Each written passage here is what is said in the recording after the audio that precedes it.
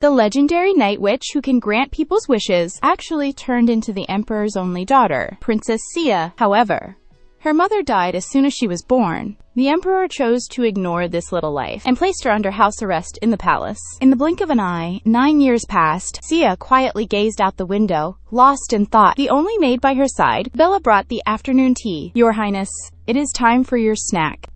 However, the country is currently at war. Food is scarce. As a princess, Sia must lead by example and conserve food. She was deeply moved by him. "Your Highness is only 9 years old, and already shows such royal bearing. When His Majesty returns from the front, he will surely be proud of you." But Sia sneered to herself. "I am nothing but a princess in name only, bearing the royal surname, imprisoned in this cold imperial palace for a full 9 years. She had barely even seen her imperial father's face. This war has already lasted 3 years. If he still had his magic, he alone could quell this war. Thinking back on how this life came to be, Sia could not make sense of it. Why would the former witch of the night lose her magic and become a princess of the empire? She had only her one maid to rely on. The rain outside was getting heavier and heavier. Bella took out a blanket and draped it over Sia. Sia looked out the window again. Dark clouds blanketed the sky. Rain was pouring down. It had not been this bad in a long time. Suddenly, a peal of thunder boomed. A silver serpent of light tore across the sky. Sia instinctively sensed that something was off. What was that just now? Just then, hurried footsteps sounded outside the door. A panic-stricken man burst in. "Your Imperial Highness, something terrible has happened. News has come that His Majesty the Emperor has fallen in battle." At just 9 years old, Sia became an orphan. However, at that very moment, the magic he had lost miraculously returned. From the man, Sia learned that the war had been won, but the emperor, in the final battle, was killed in action. "What is your name?" The man was taken aback. He promptly gave his name. The little princess before him did not cry in fear at the emperor's passing, but instead walked toward him, calm and composed. "You have forgotten something. Is it permitted in Weijing to barge into a princess's chamber? Which country has such a rule?" Xia's question carried a hint of intimidation. The man immediately dropped to his knees and apologized. "Even if I am an imprisoned princess, you still can't ignore me like this." With that, he headed straight out of the palace. Now that the emperor has passed away, although the heir to the throne has yet to be decided, as the emperor's only blood relative, why not let him inherit the throne?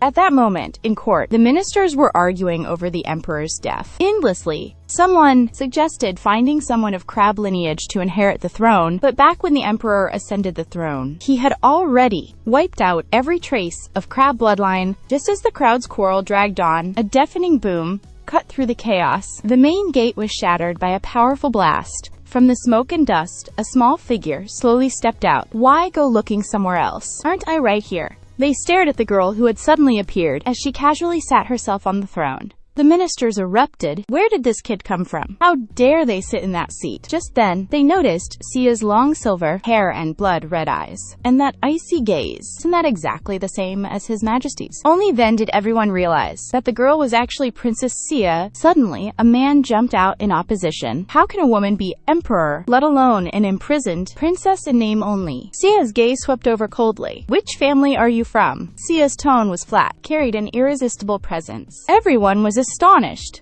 Was the princess really only 9? "I am of the Parga tribe." Sia, the Marai Marquis, gave a disdainful laugh. "Is this really the level of our empire's ministers?" Sia showed a sly smile that belied her age. That expression and bearing even making the ministers think they were seeing the emperor. "I may be a princess in captivity, but I am also the only surviving member of the royal line. Or are you planning to enthrone a puppet emperor?" The Marquis looked utterly stunned and could only fall silent. At that moment, another man bowed respectfully to Sia. "Duke Arnold Herdef, we offer our greetings to Her Highness the Princess. We are not questioning Your Highness's identity, but we are concerned about Your Highness's ability. The throne carries enormous responsibility. If Your Highness wishes to ascend the throne, you must prove you can resolve the national crisis."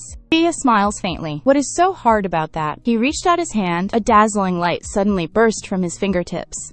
At the same time, the Duke began to float. "You can see it with your own eyes. Then come back and tell them." Then, the two of them vanished into thin air before everyone's eyes. They looked at one another in dismay. Their faces were full of astonishment. It was their first time ever seeing teleportation magic this fast. Could the princess be a genius? Just like His Majesty the Emperor in his youth, she was showing astonishing talent. Only Bella kept staring at the spot where Sia had disappeared. They worried about his safety. When they reappeared, they had already reached the Empire's border, a village ravaged by war, shattered rocks and broken walls everywhere. Civilians were displaced and homeless. He looked around, he scooped up a handful of sand, and breathed magic into it. In the blink of an eye, the wounded were instantly healed. The collapsed buildings were restored to their original state. The once scarce food became so plentiful, it was impossible to eat it all. Everyone looked on, dumbfounded. The girl, bathed in golden light, seemed like a goddess. This was the miracle Sia had wrought. Soon, Sia and the Duke returned to the imperial palace. Hearing that he had already rebuilt the border villages, everyone exclaimed it was impossible. The Duke, who had witnessed everything firsthand, explained it was all true. His Highness just waved his hand, and everything was restored. Sia told those ministers who were still skeptical, "I do not expect you to acknowledge me right away, but I will win you over." Sia and Bella left the art hall. Bella's thoughts drifted back to 9 years ago. Was supposed to be a little princess, born with everyone's blessings. Yet, amid her mother's passing, and her father's cold indifference, as well as widespread public outcry, she began her life looking at the tender infant in the stronghold. Bella's heart ached for the injustice he suffered. Bella decided to spend the rest of his life protecting Sia. 9 years of being inseparable made Bella believe he knew Sia better than anyone. However, Sia today felt utterly unfamiliar to him. He even suspected someone was impersonating the princess. Or has Sia been deliberately hiding his power all along? Suddenly, someone took his hand. The little princess smiled at him as gently as ever. Only then did Bella realize that his worries were unnecessary. Seeing the sun break through after the rain, Bella smiled. No matter what kind of person Sia was, it did not matter. He would always stay by his side. Ever since Sia displayed extraordinary power, many have willingly submitted to him. They even took it upon themselves to fix up the dilapidated princess's palace. Sia also finally began receiving formal royal education. Having to learn years worth of Kia's coursework all at once kept Sia incredibly busy. But he is a night witch, after all. It is not hard for him either. At that moment, Seidel came to report to Sia, looking at this man, who had served at the tyrant's side as an aide for 7 years. One had to admit he was capable. "I have already, as you ordered, suppressed the news of His Majesty the Emperor's death. The reason Sia is doing this is to consolidate royal authority, delay the funeral for as long as possible. He needs time to shore up his position." At this moment, another long-haired man wearing glasses suddenly appears. He is Sia's magic instructor, Daibian. He is always late, but today he actually arrived on time. He took out a stack of manuscript paper and said with a beaming smile, "These are all magic formulas that scholars and mages have not been able to solve for years. Your Highness, care to give them a try?" Sia took one look and knew Daibian was once again conscripting him as free labor. "You have not taught me anything, yet I have been pretending it was a class, mooching food and drink here every day." With that, he set the manuscript on fire. Daibian let out a wail, then pulled out a Yida photocopy. "Given what I know about you, I would already prepared a backup. Given how sincere I am being, please answer quickly." Helpless, Sia could only pick up a pen and start calculating. He and Daibian began discussing the cause of the Emperor's death. The Emperor, being one of the most powerful sword saints, actually died on the battlefield. He found that very suspicious. "I heard the enemy king used black magic back then, right? According to my sources, when His Majesty was dueling the king of the enemy nation, a powerful force of dark magic surged at him, and a massive explosion followed. Nothing was left where His Majesty had been. Even though search teams were later dispatched to scour the area, they still found nothing. It could only be concluded that he died on the spot." Sia is deep in thought. Although the Emperor is a sword saint, he is still only flesh and blood. Once corrupted by dark magic, his chances of survival are nearly zero. After a busy day, it is finally time to rest. But Sia tossed and turned, unable to sleep. Since he has decided to become the Emperor, he was determined to do some real good for the people. He picked up a file from the desk. It documented a series of child disappearances. The case seemed ordinary, yet it left Sia with a nagging sense of unease. Sia summoned a portal. In the blink of an eye, he arrived at the village where the disappearances had occurred. It was a moonless, windy night, and all was still. A sphere of magic coalesced in Sia's hand. With a gentle wave of his hand, countless ribbons of light darted through the streets and alleys. Soon, the ribbons of light pointed toward a deep, shadowy forest outside the village, zeroing in on a heavily guarded building. As the ribbons of light went deeper, Sia discovered that in the basement of this building, several children were locked up in cells. As the portal opened once again, Sia appeared right before the children. One child stared, dumbfounded. "Are you an angel? Keep it down." I will get you out of here. Sia looked around and realized there were far more children here than the 6 on the list. It seems this group of kidnappers has not let up. Are they planning to sell these children into slavery? Sia used magic to open the cell door, but the noise drew the kidnappers over. Who are you? How did you get in? Sia could not be bothered to waste words. Sia lightly hooked a finger. The kidnappers were instantly pinned to the ground by magic. Sia looked at the children, only to find they were still standing there. Why are not you going home? We do not know the way. Sia thought for a moment, then teleported them straight outside, and used magic to light up a directional sign above their heads. Follow this, then you will get home safely. Soon, news that the princess had cracked the serial missing children case reached the ministers. As a princess, she personally stepped in to solve the nation's problems. Sia earned unanimous praise from the ministers, led by the Duke. They also recognized Sia's right to inherit the throne. The emperor is dead. It is time for a new son to rise over the empire. However, Sia did not slow down. He began interrogating the kidnappers. Is the mastermind behind you connected to illegal slavers? The kidnappers played dumb. Refuses to talk. Sia's face went cold. I will ask you myself. I am giving you one last chance. If you do not cooperate, I have plenty of ways to make you talk. The kidnappers' faces changed, yet they still gritted their teeth, because once they divulged what awaits them will be a punishment more terrifying than death. You have no idea how cruel that woman is. As soon as the words were out, one of the kidnappers suddenly spewed blood and dropped dead. Sia narrowed their eyes. A faint, knowing smile appeared at the corner of their mouth. Things were getting interesting. To flush out the mastermind behind the scenes, Sia decided to take action again. He used his magic and transformed into an elegant adult woman, blending into the bustle of the marketplace.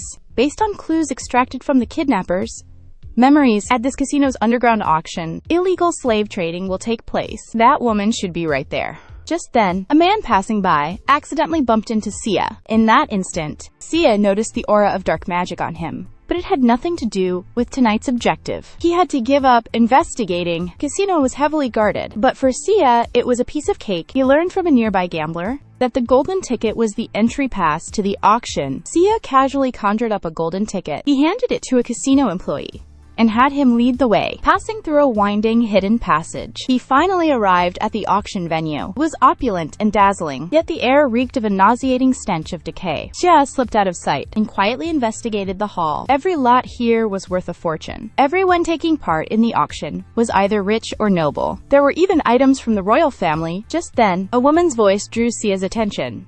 My apologies, Count. The people who procure children were caught by the royal family, but please do not be angry. My brother has prepared some other surprises for you. The woman took out a small vial of purple liquid. The Count's eyes lit up at once. What exactly does your brother do that he can manage it every month? You brought something so valuable. The woman smiled and said nothing. After the two left, Xia picked up the vial of liquid and examined it closely. It turned out to be a forbidden elixir that only dark mages can make. Black magic itself is a force that devours life and souls, and this elixir is the ultimate of its kind. Only the most accomplished dark mages could pull that off. It seemed things were even more complicated than he would imagined. As the auction began, a red-haired woman named Kira presented the first lot.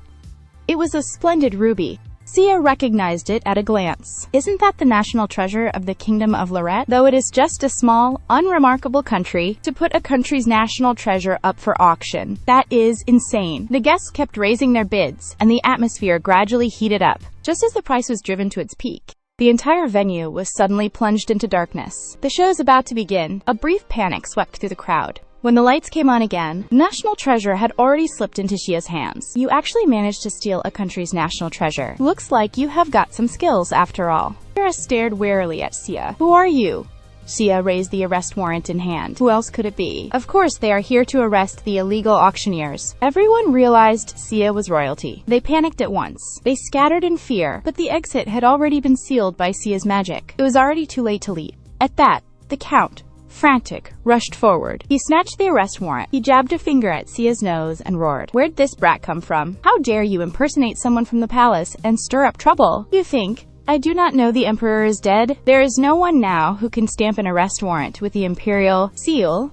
Xia did not argue. They simply took off their cloak, slowly revealing long silver hair that signified the royal bloodline. Seeing this, the count collapsed to the ground. There are people who can forge the royal seal. After Sia finished dealing with it and returned to the palace, she was swept into a full embrace by the maid, Bella. "Your Highness, where did you run off to?" Sia had not expected that sneaking out would actually be discovered by Bella. "I just went to catch the people from the illegal auction, that is all." Bella told Sia that lately he has been feeling very uneasy every day. Sia thought something had happened to him. "Has someone been bullying you?" "It is someone I have served for 9 years, who actually went without any guards and went alone to a dangerous place." Sia knew he was in the wrong. He promised that from now on, he would report to Bella before going out. As soon as Sia entered the study, he saw his aide-de-camp, Sederte, who had been waiting a long time. He told Sia the ministers were all waiting for him in the council chamber, with important matters to discuss with him. Sia immediately guessed it was about the coronation ceremony. After all, his performance over the past few days had been plain for all to see. "So Sederte, will you follow me?" Since the emperor died, Sederte, without a word of complaint, has been obeying Xia's orders, but Xia has no way of knowing whether he is truly loyal, because he was, after all, the one chosen by the emperor. Sederte dropped to one knee without hesitation. "I solemnly swear that my sole mission in this life is to wholeheartedly assist the son of the empire." Xia smiled. "You really did not let me down." He told Sederte there was a mole inside the imperial palace, leaking internal palace affairs everywhere, and told him to find that mole. He himself then headed to the council hall, and when the ministers saw Xia, they saluted in unison. The Duke stepped forward as their representative. "Your Highness, we are willing to assist you in becoming the new emperor." This, too, was within Xia's expectations. "Then prepare the coronation ceremony." So the day before, Bella, as usual, helped Xia get ready. Xia looked at the maid who had accompanied him for 9 years, and his heart was filled with emotion. When everyone had abandoned him, it was Bella who kept protecting him. Xia had already come to regard Bella as his only family. "Bella, I am about to become emperor. Your Highness, just follow the path you wish to take. I will always be by your side." On the day of the coronation, Xia made a promise to Bella. "From today on, I will make sure you live a truly happy life. Being able to serve your Highness is the greatest happiness for me." As Xia slowly entered the grand hall, the 9 bleak years he would endured finally gave way to light. Everyone bowed to Xia in unison. The man who was about to become the entire empire's the most exalted one, the crown that represents supreme power, will also be set upon Xia's head. God's servant speaks for God's decree, presenting the symbol of kingship to the new son. But just then, the great doors were suddenly blasted open by a tremendous force. A towering figure slowly stepped inside. A deep, commanding voice. "In the short time I was away, who dares covet my throne? The emperor has returned." Everyone present was stunned. Xia slowly rose to her feet. "So it was father. Nice to meet you. I am Alicia." However, the emperor ignored him. He merely had him taken away. Xia was utterly unfazed. He even deliberately flashed a provocative smile. The emperor's gaze suddenly sharpened. He drew his sword and pressed it to Xia's throat. "How dare you commit treason and try to usurp the throne? Just because the empire is in chaos, as a princess I can't sit back and do nothing. But to the emperor, that is just an excuse." Xia, however, showed no fear at all. Father has been fighting for so long. He must be exhausted. Why not take this opportunity to step down from the throne and get some proper rest? The ministers went ashen with fright. I never imagined a princess would force the emperor to abdicate on the spot. However, the emperor brushed it off as her nonsense. He sheathed his sword and immediately vanished from my sight. Xia bowed gracefully and turned to leave, as if the sharp confrontation had never happened. That night, Xia stared at the moon outside the window, unable to sleep, because when she was confronting the emperor during the day, for some reason his magic almost went out of control. Bella, afraid Xia would be upset, stepped forward to comfort him, but Xia did not care at all. "It has been like this for the past 9 years. So what is the big deal this time?" Bella felt a bit relieved. Bella suggested telling Xia an interesting story. "Have you heard of the legendary Witch of the Night?" Xia was momentarily at a loss for words. The protagonist of the story actually turned out to be her past life self. Legend has it, the Witch of the Night lives on the moon. As long as you sincerely pray on the night of the full moon, she will grant your wish. So, Your Highness, do not worry. I will sincerely pray for you on every full moon night, so that she helps make Your Highness's every wish come true." A blonde woman was praying to the Night Witch. "Please grant me someone who looks just like her." Xia awoke with a start. It was only a dream, but the details had already slipped her mind. She was still mulling it over, even while eating. She was even a little unsettled. Seeing this, Beta stepped forward to comfort her. Seeing the concern in his eyes, Sia suddenly felt that instead of sitting here overthinking, they might as well go out and have some fun together. He took Bella through a portal and arrived on the busiest street. They rarely got to go out. Bella suddenly realized she would forgotten to bring money. Don't worry, I brought only to see Shia pull out a big bag of gold coins. This was after we cracked the kidnapping case last time. He went to the vault and took it himself. You can't expect him to work for nothing, right? You've been cooped up in the palace for 9 years. It must have been tough. Let us have a good time today. The two of them went to the most luxurious shop. Shia took something out and gave it a shake. The store clerks instantly changed their attitude. They rushed to give Sia top-tier VIP service. Bella whispered, asking what that was. It is the royal crest from the front of their father's armor. Sia pried it off on purpose. I really want to know what his expression will be when he finds out. The two of them went on a shopping spree. They happily had fun all day long. Send the bill to the palace. Send everything to the princess's palace. The next day, the emperor stared at the several-meter-long bill in his hand, fell silent. According to Siddharthe's report, for some reason, the palace treasury was missing some gold coins. The royal insignia on his armor is gone as well.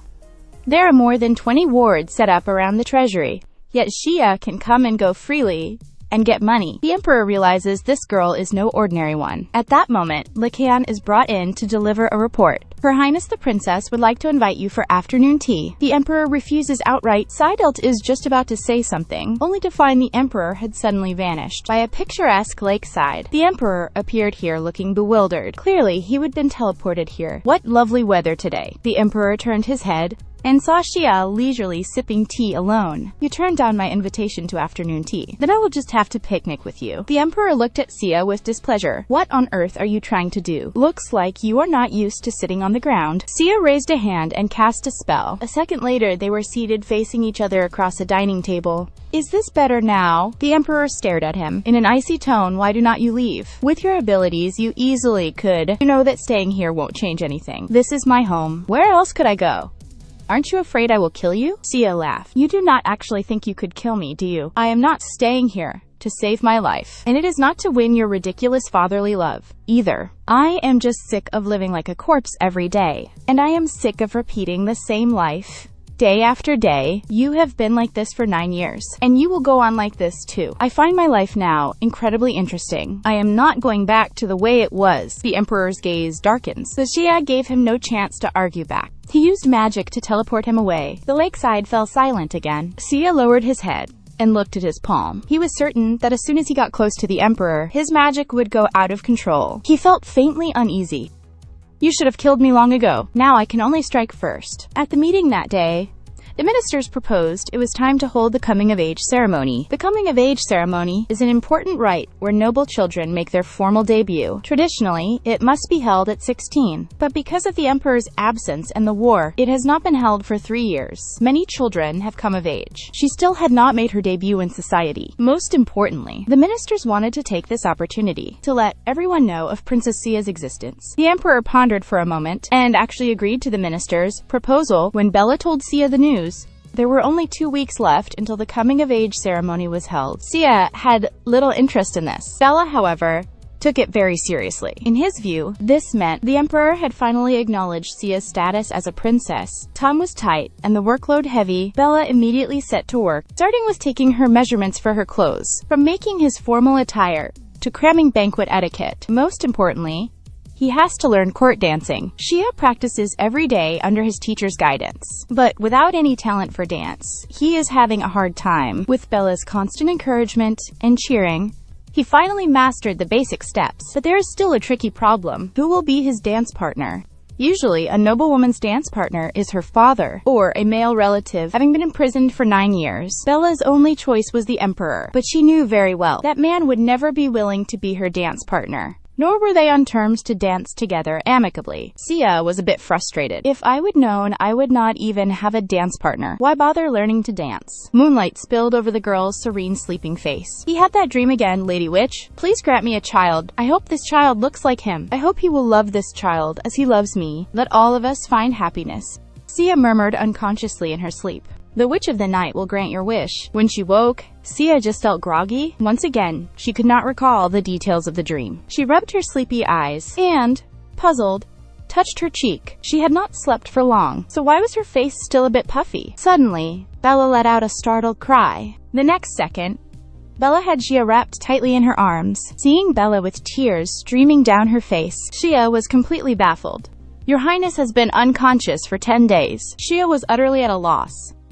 What on earth was going on? This unexplained coma had given Bella quite a scare. Fortunately, there was nothing abnormal about Xia's body, nor did she miss the coming-of-age ceremony. Just then, a familiar figure came sprinting towards Xia. It turned out to be Debian, the magic class teacher. As soon as they met, he went on and on, inviting Xia to visit the Mage Tower. Xia refused without a second thought. He knows that if he goes, he will definitely get pestered to solve all kinds of magic problems. Debian still would not give up, Princess. Aren't you curious? Don't you want to know what your subjects are studying in magic? But my coming-of-age ceremony is the day after tomorrow. I am just here to look around, that is all. It would be even better if you could also take a look at the magic circle for me. That remark successfully piqued Xia's interest. He took Debian's hand. A teleportation circle instantly unfolded around the two of them. In the blink of an eye, they were already inside the Moda Tower. Seeing Xia suddenly appear, everyone was dumbfounded. It took them quite a while to react. Her Highness the Princess actually showed up in person. The mages looked expectant, thinking Xia was here to help them solve their problem.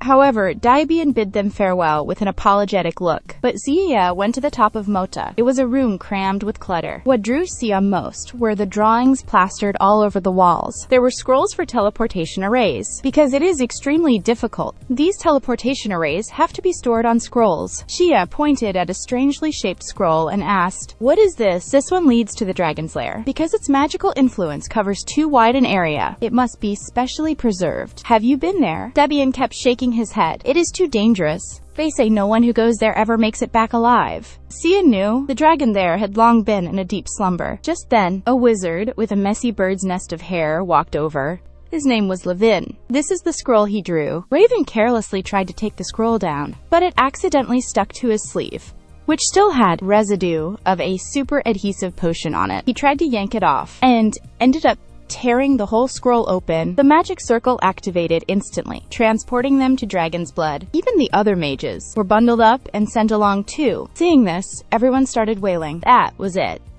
They were doomed. Xia calmly looked around. Then Xia headed deeper in. "If you want to go back, then follow me." Luckily, in her previous life, Xia had been here a few times. As long as they make it through the trials set by the dragon, they can get out of here. He told everyone to keep right on his heels. "Be extremely careful." Debian sidled up to Xia and spoke to him, only to see his eyes turn suddenly cold. He suddenly grabbed Debian by the collar and yanked. Enjibing's sword grazed his scalp, driven deep into the wall. Debian was so scared his legs gave out. Crying and wailing, he chased after Xia for protection. The group came to a spacious room. In the center stood a massive dragon-shaped stone statue. Xia examined the statue. Everything was just as it had been in the previous life. Just then, the entire building suddenly began to shake violently. The statue's jagged maw slowly opened. Predatory energy coalesced in its throat. "It is Dragon's Breath. You have to take it head-on and overcome it to win." And at this moment, the only one who can face the Dragon's Breath is Xia. Xia stared fixedly at the statue. But at the very moment the Dragon's Breath erupted, Xia was suddenly tackled to the ground by someone. Xia had not even had time to react. Just then, they heard Debian angrily question His Highness. "What are you doing? Why did not you dodge? That was Long Shi. What if you got hurt? You almost scared me to death." Seeing Debian go on and on, Xia froze. Although his attitude was terrible, it still warmed Xia's heart. The group finally made it back to the palace. Seeing the two dusty and disheveled, His Majesty was worried sick. Xia downplayed it and reassured him, while shooting a fierce glare at Debian. "If you so much as say a word, you are done for." Debian could only say that they would just gone to Moda. Bella hurried off to prepare medicine and clothes. Debian, he bent down to wipe the stains off Xia's shoes. His movements gentle and focused. Xia looked at the man in front of her, and suddenly had an idea. "Debian, would you be willing to attend the coming-of-age ceremony with me?" Debian was taken aback for a moment. Then he gracefully extended his hand.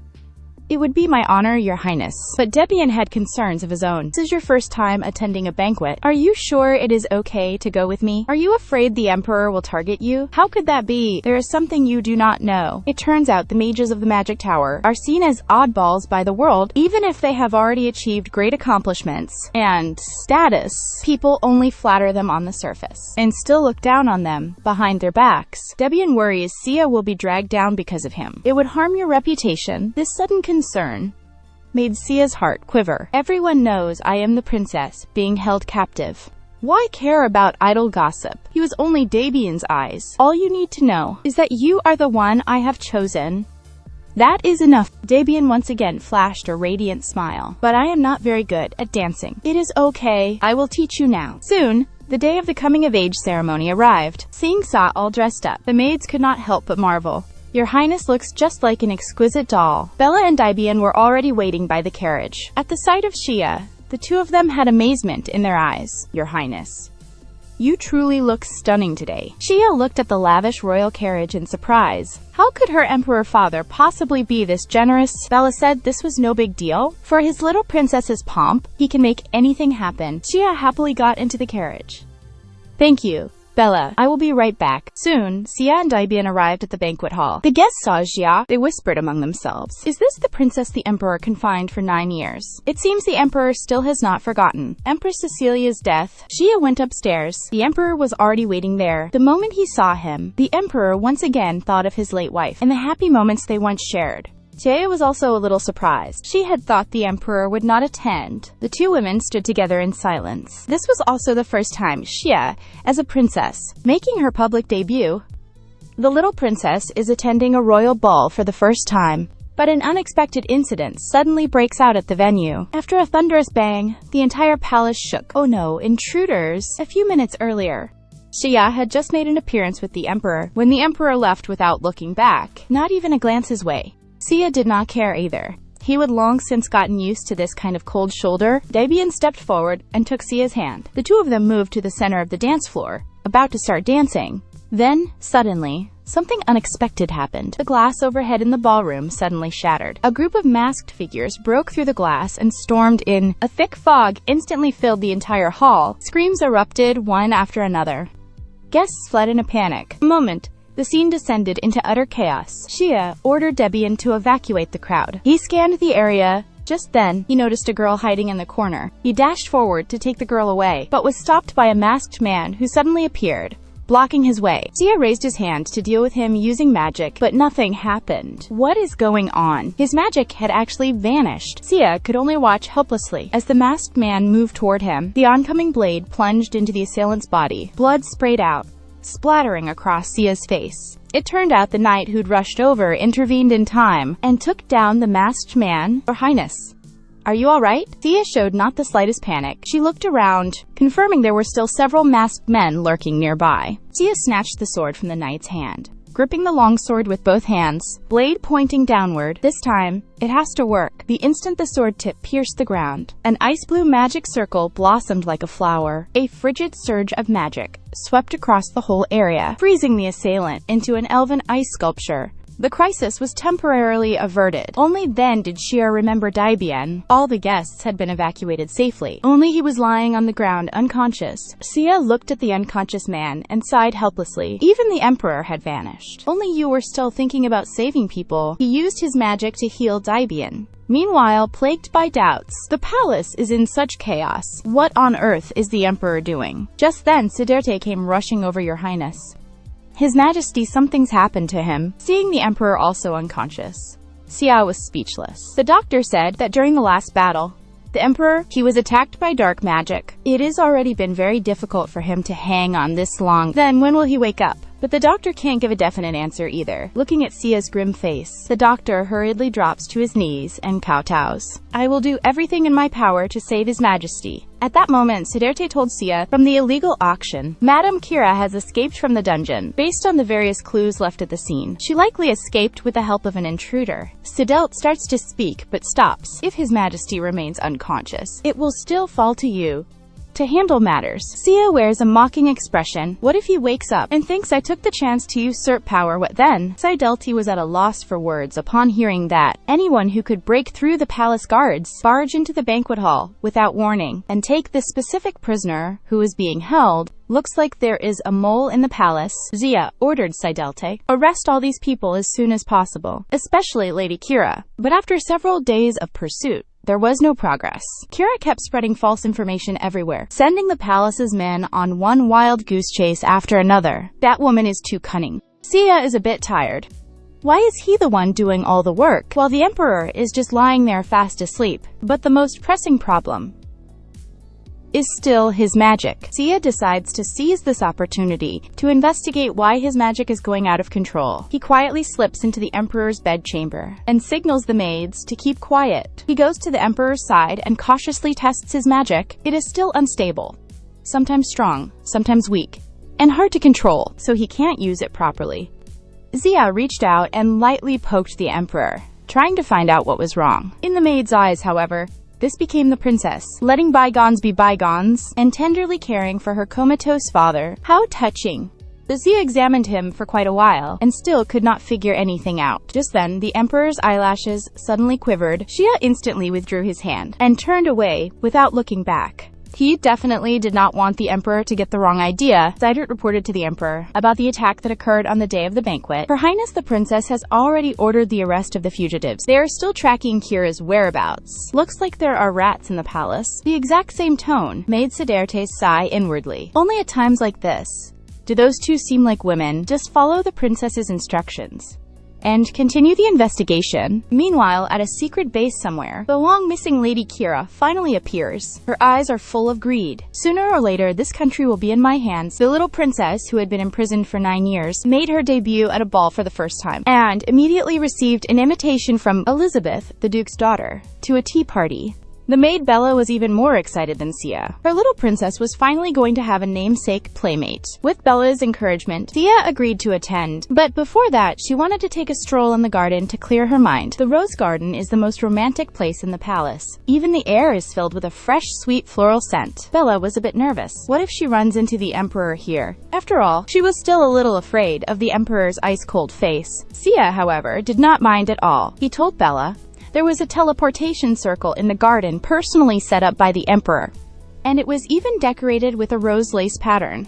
The emperor's taste was truly unique. Sia let Bella wander the garden on her own, while he stepped right into the teleportation circle. The sight before his eyes made Xia freeze. The ever-arrogant emperor. He is actually fast asleep, leaning against a tree. Now that is a rare sight. Xia moves closer, quietly observing him. Turns out there is more to him than that cold, murderous aura. Xia reaches out and gently brushes aside the petal that had landed on the emperor's face. The emperor's eyes snapped open. Xia, a bit embarrassed. Nice weather today, huh? Father, the emperor raised an eyebrow. How did you get in? A teleportation array like this is easy for me. The emperor sprang to his feet. His gaze sharpened. Just who are you? The sudden questioning made Xia freeze. I do not understand what you mean. Drop the act. Are you truly of royal blood, or just something pretending to be of royal blood? Sia's gaze instantly went cold. You ask me who I am, then I should ask what you are. On the day of the palace rehearsal, it was me who protected the people of the empire, not you. May I ask what your majesty was doing at the time? I resolved all the crises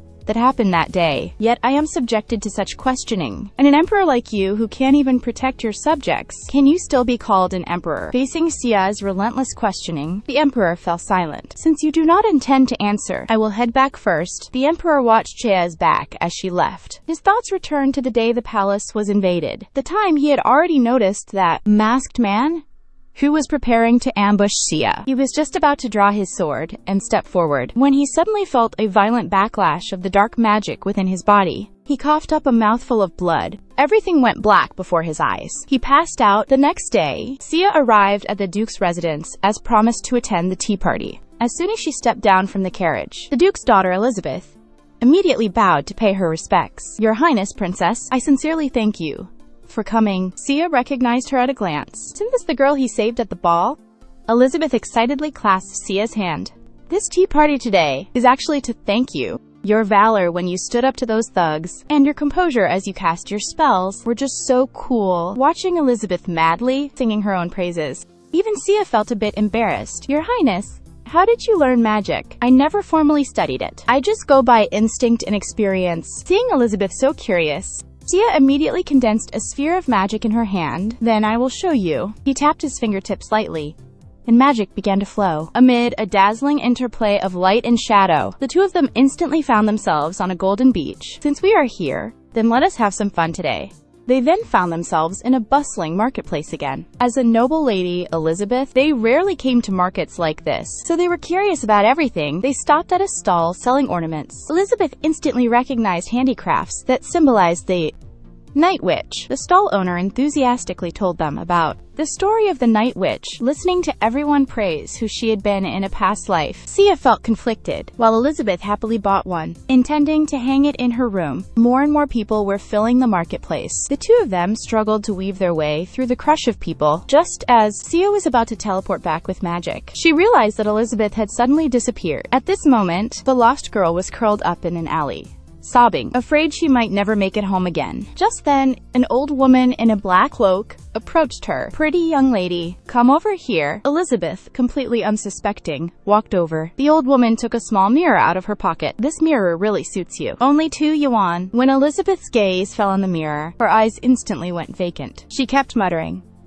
yes, it really suits me. Seeing this, the old woman grinned hideously. They were about to take Elizabeth away. Just then, Sia suddenly appeared. He snatched the mirror, hurled it to the floor, and stomped it to pieces. Golden magic flickered in his hands. What are you going to do to him? In the cafe, Elizabeth, still shaken, was on edge. I almost thought I would never see Mom and Dad again. Sia holds a piece of cake to his mouth. Don't worry, it is over now. Elizabeth feels a bit embarrassed, as if she has been causing trouble for Her Highness the Princess all along. But Sia is thinking about what just happened. About that old lady. There is a strong aura of dark magic. Since when did the Empire plant so many dark mages in hiding? Or is someone pulling the strings from the shadows? Looks like we would better investigate this thoroughly. As dusk approached, the two finally returned to the ducal estate. The butler hurried over the moment he saw them. Miss, where have you been? We were looking for you everywhere, and were worried sick. The Duke walked over and bowed to Sia. Sia looked a bit apologetic, and explained that she had only taken Elizabeth out for a stroll, and had not expected to make everyone worry. Elizabeth, on the other hand, excitedly told the Duke, everything I saw and heard today. I was really happy today. Thank you, Your Highness. I hope I can see you again next time. Dia gets into the carriage to head back to the palace. He turns his head. He sees a warm, happy scene of the Duke and Duchess together. His steps falter. A sudden stabbing pain pierced his chest. The image of a familiar girl surfaced in his mind. I hope he can learn from that child how to love. I hope my child will be liked by everyone. Thea was stunned for a moment. He stepped into the carriage and left the royal palace of the Kingdom of Leventress. The young king, Kater, was listening to his attendance report and learned that in the Eastern Empire, the 9-year-old Princess Chia is actually a magical prodigy. But that foolish emperor, angered by his wife's death, took it out on her, treating his own daughter like a prisoner. Just then, a red-haired woman walked in. Tadel immediately rose to greet his elder sister. You are finally back. It turned out that the true identity of Lady Kira, who escaped from prison, was the princess of the Kingdom of Leventress. The two raised their glasses together in celebration. Kira's red lips curled into a dangerous smile. Although that emperor died in the war, was resurrected, but dark magic had left his body, extremely frail. We can make use of their conflict among the women to carry out our plan. The two of them had absolute determination in their eyes. Soon, the Eastern Empire will fall into our hands. A maid stumbled into the emperor's office. Your Majesty? Bad news. The princess has been kidnapped. It happened just yesterday. Shia, bored out of her mind, was staring into space, wanting to go out and have some fun. Your Highness, did not you just go to the beach? Why not stay in your room and read today? Shia reluctantly picked up a book, but the contents caught her attention. He excitedly pointed at the illustration on the page. He leaned in close to Bella. Bella, let us go fishing. I want to catch a giant octopus. Bella refused outright. It is too dangerous to go on foot. What if we get hurt? But then Sia just grinned, instantly summoned a teleportation circle, and hightailed it out of there. I will just go play for a bit. I will be back soon. Sia arrived at Kraken Lake in the Great Western Empire. The vast, tranquil surface shimmered with rippling light. At a glance, it was the perfect place to catch octopuses. Sia summoned her magic and was about to act. Suddenly, on one side of the lake, several enormous octopus tentacles burst out of the water, flailing wildly. Lucky us, it actually came to us on its own. Xia, quick as lightning, condensed his magic into chains. In the blink of an eye, he had the octopus's tentacles firmly under control, but he immediately frowned. He leaned in for a closer look. The giant octopus was actually emanating the aura of black magic. What kind of lunatic would poison the lake? Just then, Xia suddenly saw that at some point by the shore, a little boy had appeared out of nowhere. Luckily, what they would just done had not affected him. Xia tossed the big octopus in front of the boy. "This is for you. From now on, do not go near the lake." With that, she disappeared from the boy's sight. Bobo, anxiously stuck in the palace, suddenly saw a flash of golden light. The next second, Xia fell into his arms. "Your Highness, do you remember what you promised me?" Seeing that Bella was really angry, Xia felt a little guilty and promised her that from now on, she would never sneak off alone again. "Next time we go out, we will definitely bring Bella along." Just then, an attendant suddenly spoke up. "Your Highness, Lake Lena in the Kingdom of Relentless is a great place." Xia cast a glance at the unfamiliar attendant. The scenery at Lake Lena is beautiful, and the surroundings are lovely. Many nobles go there to fish. On his strong recommendation, Xia decided to go there to fish the next day. The next day, Xia took Bella and the others, teleporting to the shore of Lake Lena. From within the city, they kept exclaiming how amazing the teleportation magic was, that Her Highness the Princess was truly incredible. Xia's lips curled in a faint smile. He picked up a fishing rod and got ready to fish. In no time, he caught dozens of fish. Ever since, he started laying on lavish flattery, praising His Highness Xia from every possible angle. "You really are, just like the rumors say, a genius who can do anything. It is truly an honor to serve you up close." At that moment, he suddenly pointed at the lake and asked His Highness, "Can you walk on water?" "Of course I can. It is so hard about that." "Then could you please show me?" Xia looked to the attendant for confirmation. "Do you want to see it that badly?" After receiving an affirmative answer, Xia lifted the hem of her skirt and lightly tapped the lake's surface with the tip of her toe. He actually started walking freely on the surface of the water. Bella did not even have time to cheer when a gigantic magic circle suddenly manifested beneath Xia's feet. A powerful surge of magic trapped him inside it. But Xia was not the least bit flustered. It turned out he would already noticed that attendant was suspicious. Someone had actually dared to plant a spy in his palace. "Then I will play along with you." At that moment, the magic circle changed. It could not only restrain Xia, but also cast a dual spell of hypnosis and teleportation. Before losing consciousness, Xia looked at Bella. "I am sorry for making you worry again." Upon hearing that Xia had vanished in the Kingdom of Leventress, summoned the ministers at once to discuss countermeasures. Meanwhile, Kater was overjoyed at successfully capturing Xia. He is just a kid after all. Just flatter him a bit, and he fell for it. From the moment he set foot in Liyuan, the Kingdom of Triss, he was destined to become my caged bird. Hila said Xia looks a lot like the Emperor. Kadir was all the more eager to go take a look. In the dungeon, Xia, hands bound, slowly came to, and saw before them a tall, red-haired man standing there. "So it really is the silver-haired one I hate most." Xia remained unmoved. Tadel suddenly leaned in right up to his face. "How does it feel to be locked up, princess? Get your ugly face out of my sight." Tadel was momentarily speechless. "You have got a really sharp tongue, but you won't be cocky for long. Aren't you curious? When a father learns his only daughter is in danger, how will he react?" "This is Kurati. Patch me through." The magic orb initiated a video call with the Emperor. "Good to see you, Your Majesty. Seeing your daughter appear here with me, how does it feel?" The Emperor angrily demanded to know his true intentions. Cadell walked behind Xia. The next second, a dagger was pressed against the girl's neck. Of course, to kill him, the man pressed the blade closer to the girl's slender neck. He threatened the Emperor on the other end of the magic orb. "I am going to kill her right now. But if you are willing to come save her, I can consider postponing it by 1 day. How about it? Do you want your daughter to live 1 more day?" As soon as he finished speaking, the magic orb used for communication suddenly shattered. Xia stared in shock at the shards scattered across the floor. No way he actually hung up just like that. Kater let out a shrill, mocking laugh. "Your father really does not care about you at all. He abandoned you so easily." But the very next second, he was slammed hard into the wall by a surge of magic, only to see Xia, already free of her restraints, fixing him with an icy stare. "You think that is funny? So it was all Kater's scheme?"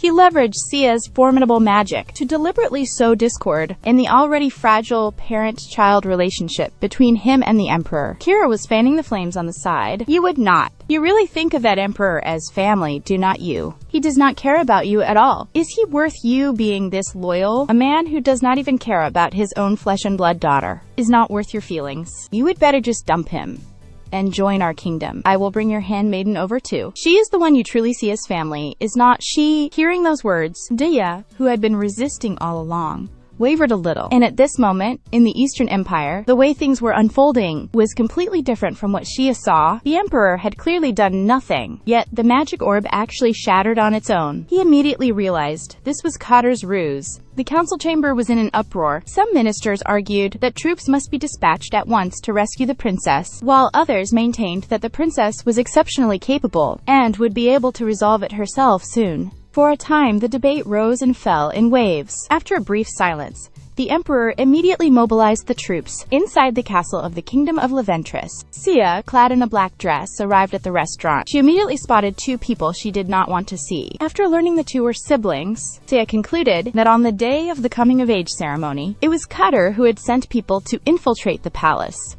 Cutter readily admitted it. The next second, a table knife flew straight at the siblings. It stuck straight into the wall behind. Cater was just about to blow up when Kira yanked him back. Privately, please try to understand. My brother only did this because he had no choice. He was trying to save me. Sia sneered. You look quite pleased with yourself, having such a reliable little brother. And you, this soon-to-be new member of our family. Of course I am happy that you would actually illegally traffic dark magic into the Empire, plant dark mages everywhere, kidnap children, and run illegal slave auctions. How do you explain that? Sia listed their crimes, enunciating each word. Kira remained impassive. As long as you assist us, none of this will happen again. So what exactly do you people want from me? We will tell you once our plan is ready. Sia gets up and leaves. Then I will be looking forward to it. Bella's consciousness is fading. He suddenly passes out while reporting to the Emperor. In a haze, he hears Sia calling, Bella, wake up! Bella's eyes flew open and saw Sia looking at him, her face full of worry. He hugged Sia excitedly. He finally saw his little princess again. Are you alright? Are you hurt? After learning that Sia was okay, Bella finally breathed a sigh of relief. He looked around and found himself in a completely unfamiliar room. Sia told him this was the Kingdom of Leventress. They would be staying here for a while. Bella, if you do not want to, you can go back. Your Highness, wherever you are, I will be with you. Even if it is an enemy nation, it is fine. It is just that Bella is a bit worried. He is afraid the enemy king will harm Sia. Don't worry. If anything goes wrong, just kill him. The Emperor leaned back in his chair, exhausted. His idea just now, to mobilize the troops, had sparked dissatisfaction among many ministers. The war has just ended. The troops have not recovered yet. On top of that, the enemy king can use dark magic. Marching rashly will definitely put the army in danger. Then I will go to Siderte by myself. Once again, the ministers started a new round of objections. Under the Emperor's intimidating gaze, the objections gradually died down. The Emperor had a bit of a headache. He knew Sia was not an ordinary child, and certainly not one to sit and wait for death, or be at anyone's mercy. Still, he could not help feeling a bit worried. Just then, a maid brought afternoon tea. The Emperor had just taken a sip when, in an instant, a torrent of fresh blood gushed from his mouth. Siderte panicked. He was just about to run and fetch a doctor, but was held fast by the Emperor. That day, the siblings sought out Xia again, and told him everything was ready. It was time for Xia to play his part. Cater took out a vial of potion. Xia recognized it at a glance. It was the same essence elixir he would seen at the auction. I have already had your father drink it. Xia was stunned. He knew how terrifying this kind of shock could be. For anyone who has been tainted by dark magic, it is no different from a deadly poison. Even if they somehow survive, their body and soul will suffer severe damage. The Emperor's body, because of the corruption of dark magic, is already extremely weak. Now that he has drunk this forbidden elixir, I am afraid his chances are slim.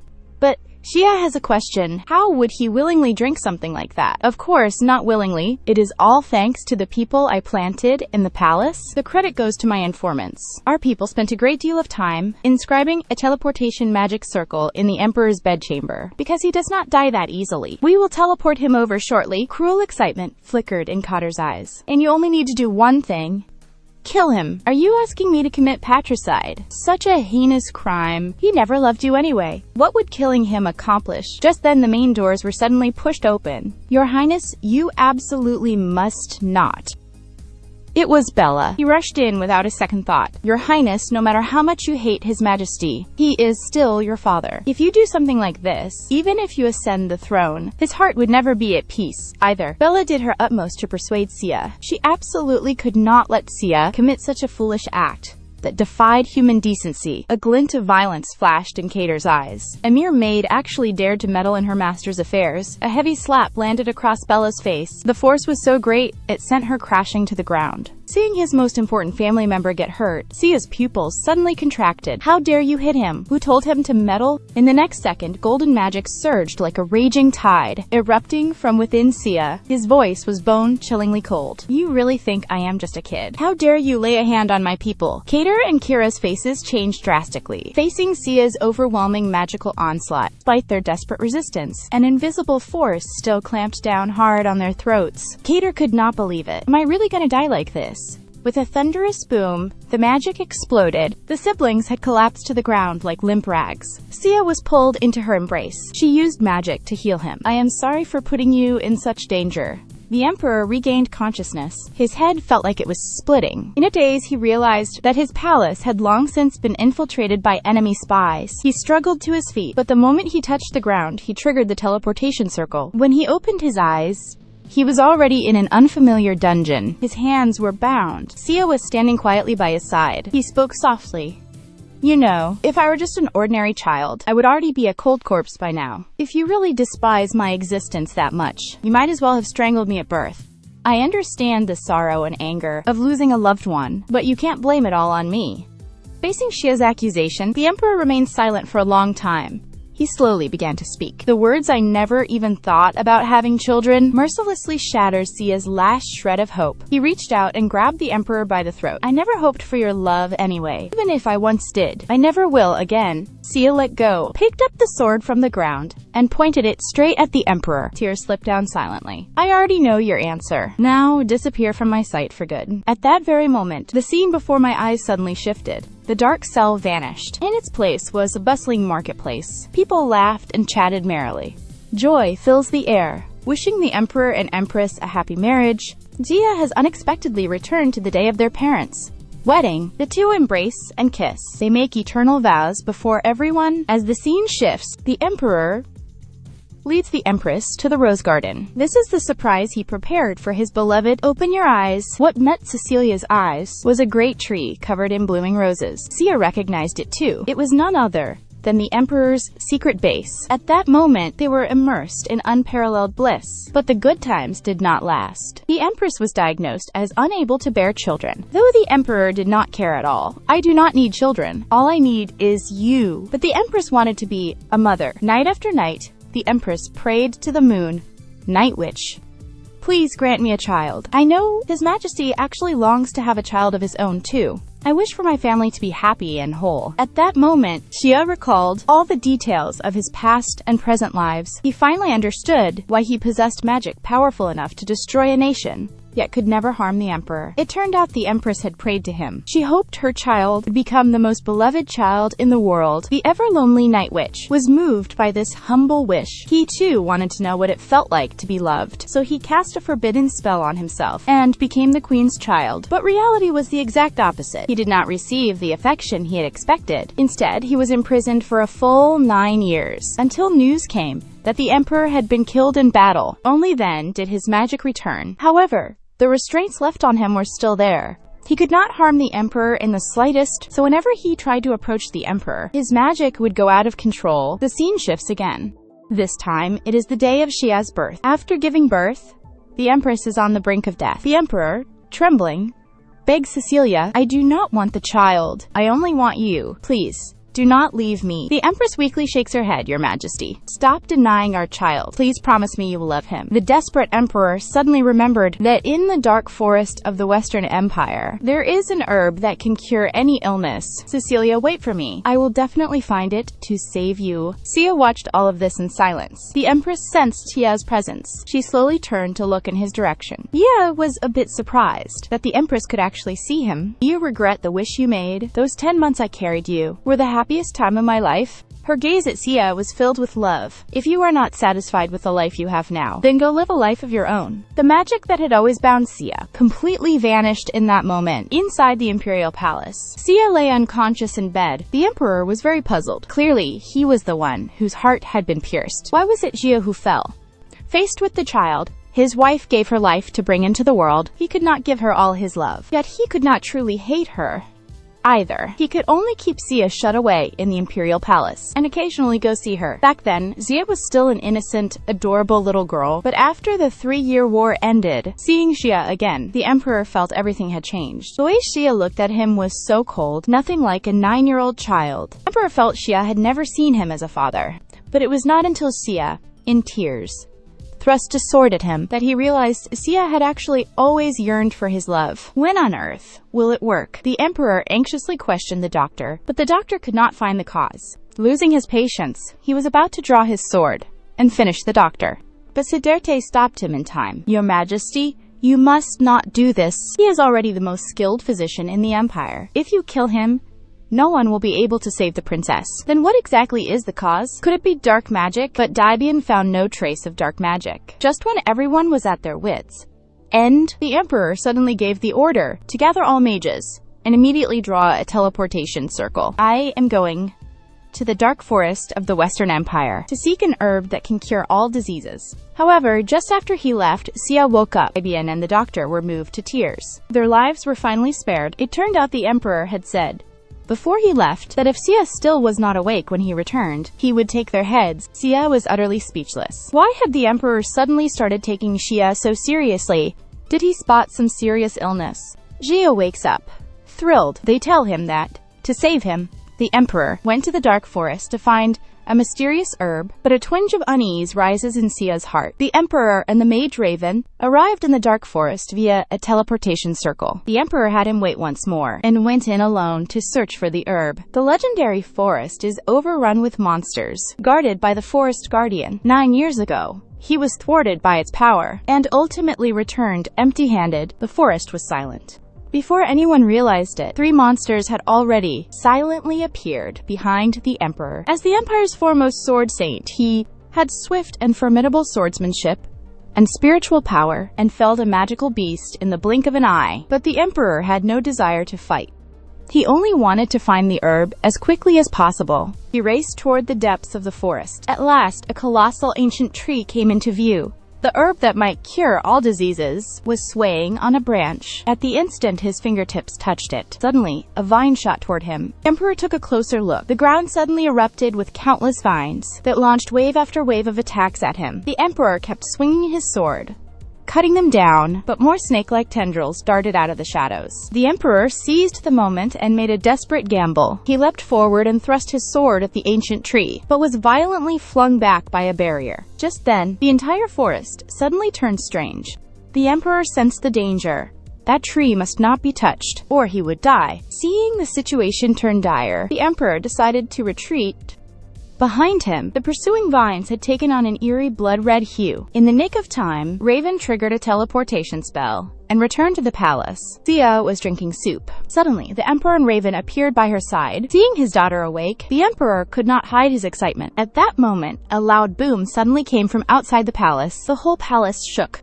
Sia calmly glanced around, turned and asked the Emperor, "You did not touch the world tree in the dark forest, did you?" But seeing the Emperor's guilty look, Jia knew they were done for. It was a massive bolt of lightning. The Pixia ladies-in-waiting screamed and huddled together. Sia told the Emperor to lead everyone in an evacuation, and under no circumstances show himself. No sooner had she spoken than the palace came under attack. The sky grew gloomy. The clouds looked ready to press down at any moment. A black-haired youth was floating in the air. He was none other than Kashan, the guardian of the forest. You caused trouble and still dared to run away. Sia unleashes her magic, conjuring a massive shield to protect the people in the palace, with centuries of acquaintance between them. Kashan recognizes at a glance that Sia is the Witch of the Night, yet he makes no effort to hide his murderous intent. Do you know what stupid thing that guy did? He wants to drive his sword into the world tree. Hearing that, Sia was dumbstruck. He looked at the emperor who had caused a huge disaster. It would not be surprising if the empire were wiped out today. Kashan was seething. I am going to settle the score with that guy today. Don't think you can protect him. But Sia could not. Seeing that everyone in the imperial palace would be caught in the crossfire, he deliberately changed the subject to provoke Kashan. He successfully shifted his attention away from the emperor and onto himself. Once everyone had evacuated, Sia took to the air. He focused his mind and gathered his strength. First, he formed a huge golden orb of magic. He mercilessly hurled it at Kashan. A dazzling golden light tore through the darkness. Sia slowly touched down. This should have been the end. But Bakashan, in the very next second, unleashed black magic that hurtled towards Sia. Sia quickly counterattacked, but the onslaught only grew fiercer. His defenses were gradually overwhelmed. The surroundings were once again shrouded in thick fog. Sia warily scanned the area. Where did he go? Suddenly, his pupils shrank. Taishan flashed to his back. The blade in his hand slashed down in a blur. Luckily, Sia dodged in time. A few strands of his silver-white long hair were cut off. You would better hope I do not catch you. That depends on whether you have got what it takes. A black magic orb coalesced in Taishan's hand. Poised to strike, try this. Just as Sia was about to counter, a tall figure suddenly stepped in front of him. It was the Emperor. Sia froze for an instant. Kedishan's attack did not stop. The next second, the Emperor collapsed to the ground, his face contorted in pain. The injured arm turned a strange, dark purple. The fight between Sia and Kashan also came to a halt. Seeing the attendants rush forward in a panic, Kashan just snorted in disdain. What a fuss. Before he could finish speaking, Sia slapped him hard. Sia stared at the ground without a word, though he did not want to admit it. The way the Emperor had just stepped forward still moved him. The Emperor's body had already been weakened by the corrosive effects of dark magic, and now, after suffering Kashan's lethal strike, he is on the verge of death. So now, even if Sia stays by the Emperor's side, Shia's magic won't go out of control anymore. Looking at the Emperor, barely clinging to life in agony, Sia knows full well that the only one who can save him now is Kashan. But Kashan himself, he came to the reception room. Kashan, who just moments ago was ready to fight to the death, lounging comfortably on the sofa. The Emperor's arm is already rotting, that badly. What do you plan to do about it? Seeing that Jia would not banter with him, he arched a teasing brow. What, you do not want to save him? Sia was extremely irritable at the moment. He could not forget the unfair treatment he would suffered over the past 9 years. But the dying man is still his father. Let us not talk about me yet. About you making a pact with King Empress. I still have not settled that with you. Do you know how much trouble he caused me? Didn't you already kill him? So what are you gonna do now? Are you just gonna let the Emperor die? He is just a human. He won't last much longer. Faced with Kashan's urging, Sia stormed off. Before leaving, Sia shot him a fierce glare. Why is your personality so awful? Shan watched his back as he walked away, with an enigmatic smile on her face. That dog of an emperor sure is lucky. He even has a daughter who can save his life. A cold-hearted monarch who has always ignored his daughter. Actually, at the moment deadly dark magic struck, stepped in front of Sia without hesitation, looking at her father, gravely injured and unconscious. Sia felt a nameless agitation well up inside her. After much inner struggle, he finally decided to have a proper talk with the Emperor. Jia arrived at the Emperor's bedchamber with a cold expression. He sent all the doctors and attendants out, looking at the Emperor's arm, corroded by dark magic. He let out a helpless sigh. Gathering his magic, he pressed his palm to the Emperor's forehead. As the magic began to flow, the Emperor's eyes snapped open. Jia got straight to the point, demanding to know why he was blocking his way. You should know, an attack of this level can't hurt me at all. Not getting injured does not mean it won't hurt. Jia smirked. What a stupid choice. So when you're about to die, do you regret taking that blow for me? The Emperor fell into a long silence. I regret it? Jia sneered and turned her head away. I regret imprisoning you in the palace. I was wrong. The emperor covered his face in anguish. So please do not leave me, like your mother did. If I lose even you, I do not know how to go on living with a clear mind. This sudden outpouring of genuine emotion left Sia momentarily at a loss. He hastily masked his shaken expression. I will never forgive you. I am not trying to earn your forgiveness. Then keep atoning. I want you to spend your whole life working under the weight of your guilt. Sia reaches out and strokes the emperor's injured arm. Dazzling golden light blooms from their fingertips. Time once gone never returns. What has happened won't disappear. I won't forgive so easily. I will become the emperor. I will seize your imperial power with my own hands. The most precious thing you possess. It will all be mine. This is my will and my vow. The emperor gazed into Sia's resolute eyes and suddenly suggested taking him somewhere. They arrived at the palace's treasure vault. Inside, it was filled with all kinds of treasures. At that moment, Sia suddenly noticed a photograph. In the photo, the emperor is tightly cradling his newborn self. Sia sneers, "Are you deliberately trying to move me with a trick like this?" "No. Didn't you say you would not forgive me? I will spend the rest of my life atoning to you. But imperial authority is another matter." They stopped before the crown that represents imperial authority. The emperor told Sia, "I won't name you crown princess, nor will I name a successor. In other words, as long as one has the ability, anyone could take the throne." And that was exactly what Sia wanted. She did not need the emperor's help. She would win everything on her own. The emperor picked up the crown. "You must take this from my head." Sia flashed a smile that said he was bound to win. "I would definitely wait soon." When Shia's birthday arrived, he and Bella slipped out of the palace, planning to have a blast at the night market. "I heard His Majesty is preparing a grand banquet for you." But Shia dismissed it out of hand. He pointed at a stage play poster on the wall and asked Bella, "Didn't you want to see this?" "That is right. It is said to be about a romantic story of lovers reuniting after hundreds of years." After that, they watched the play and had some great food and had an incredibly good time. As night deepened, the night market lights lit up one after another. Bella brought Sia to a small stall selling masks and put a little cat mask on her. "Why a cat?" "Because cats really suit you." That familiar exchange left Sia momentarily dazed. Then the scattered fragments. A masked man chuckled softly. She puts the same cat mask on him. The two of them stroll side by side down the street. Sia suddenly snaps out of it. Was that just my own memory? Just then, fireworks burst across the night sky. Bella excitedly pulls him through the crowd, but Sia keeps looking back. He can't shake the feeling that someone is watching him from behind. With a fire hotter than fireworks, she followed him. Winter passed and spring returned. Flowers fell and bloomed. Before anyone knew it, 9 years had passed. Sia had blossomed into a graceful young maiden. 1 week before the emperor's birthday, a young maid asked Sia, "Is His Majesty still not going to hold a banquet this time?" Sia was not sure either. After all, they hardly spoke even when they dined together. When he was asked whether he had prepared a gift, Sia suddenly realized he had not prepared one. That day, he and Miss Elizabeth from the ducal household arranged to go out together. At a jewelry shop, he picked out a brooch as a birthday present for the emperor. While chatting, Elizabeth,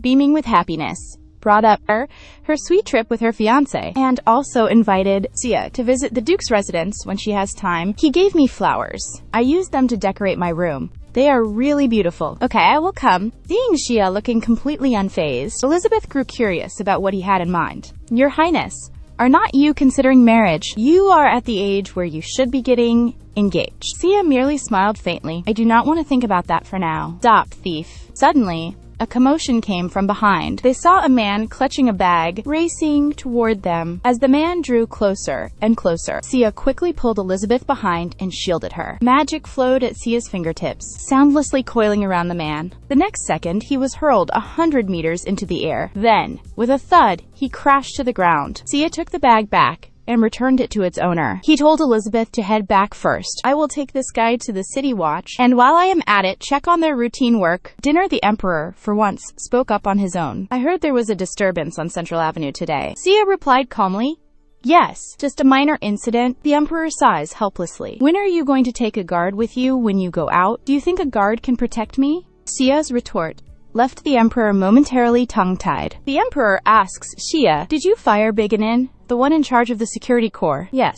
"Who told him to misappropriate the royal and the funds allocated to the constabulary? I can't very well kill him, so I fired him." Xia stared coldly at the emperor. Do you think I, as a princess, have no right to unilaterally dismiss officials? Of course not. The emperor immediately denied it. I believe you have your reasons. The emperor told Xia, a delegation from the Western Empire will arrive in 6 days, which happens to be the eve of his birthday. So a celebratory banquet will be held to welcome the delegation's arrival. In addition, the crown prince of the Western Empire will be coming as well. On a carriage in the distance, a young man was smiling with pleasure. He eagerly looked forward to the upcoming meeting. He would finally get to see that person. That night, Xia had just returned to his room. He saw the maid Bella cleaning. Many years had passed. The years had left their marks on his face. Xia told Bella not to busy herself. There are plenty of maids now. You just need to rest. But Bella kept wanting to help Xia with something. Xia kept urging Bella. You are always hovering around me every day. Aren't you going to get married? At my age, why would I get married? What about you, Your Highness? Do you have someone you like? Absolutely not. Tomorrow is the day the Western Empire's crown prince leads a delegation to visit. For once, Xia is interested in learning about it in advance. Crown Prince Adrian was born to a maid and was badly bullied in childhood, yet excelled in the selection exam at the age of 10, defeated his brothers, and took the position of Crown Prince. An unfavored concubine-born son who turned the tables to become Crown Prince. This man seems interesting. On the day the envoy delegation visited, the emperor and the princess sat in state on the dais, watching Adrian, resplendently dressed, approach at an unhurried pace. Xia sized up the blue-haired, silver-eyed man, and he looked nothing like the Western Emperor, and Adrian's gaze never left Xia. He was baffled. Adrian bowed to the emperor and presented him with a birthday gift. After a brief conversation, the emperor told them to rest for now, but Adrian suddenly interrupted His Majesty. The Western Empire has a proposal to offer your country. The emperor frowned. Adrian's gaze shifted back to Xia. Your Highness, Princess, we hope you will go study at the academy in the Western Empire. Inside the Hall of History, Xia refused, looking thoroughly displeased. Why should I go there? No way, I am going. The ministers opposite took turns, urging Her Highness. This is a great opportunity to strengthen exchanges between our two countries. After all, we have not had a proper exchange in 20 years. Besides, the Sita Imperial Academy has very high standards. If Your Highness goes, you will definitely learn a lot. But Xia just won't agree, no matter what. At that moment, the Duke stepped forward. Your Highness, so far, you have yet to demonstrate your diplomatic prowess. In the past, it was always one-sided flattery from other kingdoms. There was no real communication, just as you did 9 years ago, when you proved your abilities. Treat this enrollment as a diplomatic test as well. Xia silently stared at the Duke. Xia suddenly flashed a sly smile. I refuse. With that, Xia cast a teleportation spell and left, leaving a group of ministers staring at one another in dismay. Everyone looked to the emperor for help, but the emperor too was about to leave. This is for the princess to decide. At the lively welcome banquet, Xia kept to herself in a corner, leisurely sipping her wine. Just then, a young noble came over to strike up a conversation with Her Highness. May I have the honor of a dance with you? Xia explained with an apologetic look. She would sprained her ankle, so she could not dance. The man had to leave disappointed. But then Daibian suddenly appeared. He angrily demanded to know when Xia had sprained her ankle. Xia looked indifferent. What is the big deal? Isn't it okay for me to turn someone down so tactfully? Hearing that, Daibian got even angrier. Why did you turn him down? Are you going to keep taking me, who is over 40, as your dance partner? Xia did not want to hear him nag, so she just bolted, only to run straight into Crown Prince Adrian. Greetings, Your Highness. Xia nodded in greeting, and darted right past him. Seeing this, Adrian suddenly called out to him, with a wounded look on his face. Your Highness, don't you remember me? The drenched boy sat by the lakeside in a sorry state. As the least favored child in the palace, Adrian had been bullied since childhood. Because his birth mother was of low status, he was even regarded as a disgrace to the royal family. To fight for a way out for himself and his mother, he ignored everyone's objections and took the Crown Prince selection exam, and the exam's task is to find the thing that best embodies imperial majesty. But right now, all he can do is stare at the surface of the lake. Out of ideas, a giant octopus lurking in the lake is eyeing him menacingly. One rash move and it will swat him to death. If he can't win the selection trials, his life will only get harder, just as he was at his wits' end. Prompting a maiden to appear in mid-air and begin channeling her magic, she easily subdued the giant octopus. Her calm, confident demeanor was dazzling in the boy's eyes. Then, the giant octopus was thrown at Adrian's feet. This is for you. It is dangerous here. From now on, do not go near the lake. As soon as Xia finished speaking, He vanished, but his image was deeply etched into Adrian's heart. In the blink of an eye, 9 years had passed. He finally saw again the girl he had been longing for day and night. "Your Highness, do not you remember me?" Under Adrian's intense gaze, Sia looked completely bewildered. She was just about to speak, but was interrupted by Baron Blanche. As the official accompanying Adrian on this visit, the Baron asked him to attend to some matters. After Adrian left, the Baron and Sia approached and greeted Her Highness, the Princess. "As it is His Majesty the Emperor's birthday, may I ask if you had prepared a gift?"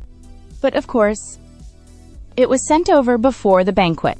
But in fact, Sia had completely forgotten about it. There was no hiding the smugness in the Baron's eyes. "May I ask what it is you sent? What kind of precious gift? You do not know yet, do you? Our exceptionally accomplished Crown Prince even went out specifically to hunt down a wolf as a congratulatory gift for His Majesty. Of course, Your Highness, you, as a woman, surely could not pull off something like that, right?" Sia, who had been politely perfunctory, shot a look at the king, but in the next instant, he broke into a radiant smile again. "Indeed, there is no better gift than a wolf pelt. Since that is the case, I will go catch one too." The Baron's smile instantly froze on his face. Sia elegantly snapped her fingers. She vanished from where she stood in an instant. The sight gave the Baron quite a fright. He grabbed Adrian, who had just returned. She was incoherent. Her Highness the Princess suddenly vanished. Before the words were even out, Sia appeared again. Behind her lay the carcass of a giant wolf. As everyone looked on in shock, Sia looked triumphantly at the Baron. "If you are going to give a man a mount, it should be one like this, right?" Looking at the deathly pale Baron, Sia was very pleased. He would actually realize that trying to challenge me was way out of his league. The banquet ended. Adrian, for the Baron's reckless behavior, apologized to Sia. Sia let it go as well. "Well then, Your Highness, are you really not coming to the Western Empire?" He saw Sia shake her head. His eyes were full of disappointment. "What a shame. I sincerely hope you can come." Sia did not understand why he was so persistent. Adrian took a deep breath. His moonlit eyes turned to Sia. "Because I have liked you for a long time. We had a brief encounter 9 years ago. It is okay if you do not remember, as long as I remember. That is enough." Watching Adrian's figure fade into the distance, Sia's resolve wavered. He sought out Kashan and asked him to go with him to the Western Empire's academy. Kashan asked him why. "I was just a little curious." "Curious about what?" "Curious why he fell in love with me at first sight." "That is so cheesy, shut up." Soon it was time for Adrian to return home. Sia and Siderte came to see him off. His Majesty was too busy with state affairs to see him off in person. "Hope you can forgive me," Sia secretly grumbled. "What pressing state business? It is just sitting in the office, reading paperwork." Adrian walked up to Sia. Just as he was about to exchange a few pleasantries, Adrian suddenly took his hand and sat down. A gentle kiss. "I look forward to the day we meet again." The man's gaze at Sia was full of longing. "I wish you well, Your Highness." Inside the office, the Emperor is looking at the application for admission to the Sita Imperial Academy. At that moment, Sia suddenly materializes. "Tell the Emperor I want to go study in the Western Empire." The Emperor's brush paused mid-stroke. "If it is because of pressure from the ministers, you need not pay it any heed. Besides, we do not have deep ties with the Western Empire. There is absolutely no problem if you do not go. It is not because of them. I want to go myself." The Emperor fell silent for a moment. The corners of his mouth lifted in a knowing smile. "I see." Sia pressed him to affix his seal to the application for admission. The Emperor suddenly brought up Adrian. "So you are going because of that Crown Prince?" "Pardon? Nothing." As agreed, Kashan assumed the guise of an adult man and enrolled alongside Sia, bringing along 2 maids to look after their daily needs. Soon it was time to part ways. The mages of Mota were reluctant to part with Sia and Kashan. Without the support of these two, how are we supposed to continue our magical research going forward? So longtime friend, Daibian also comes to see Sia off. "Safe travels, Your Highness." Sia teases him to keep working hard and not slack off just because she is leaving. The one most reluctant to part is Bella. For the first time in 18 years, he has to be apart from Sia for this long. His eyes are full of reluctance and worry. Sia held both her hands. She softly promised she would write every day. Bella urged Sia to take care of herself. To eat on time, Bella should also take good care of herself.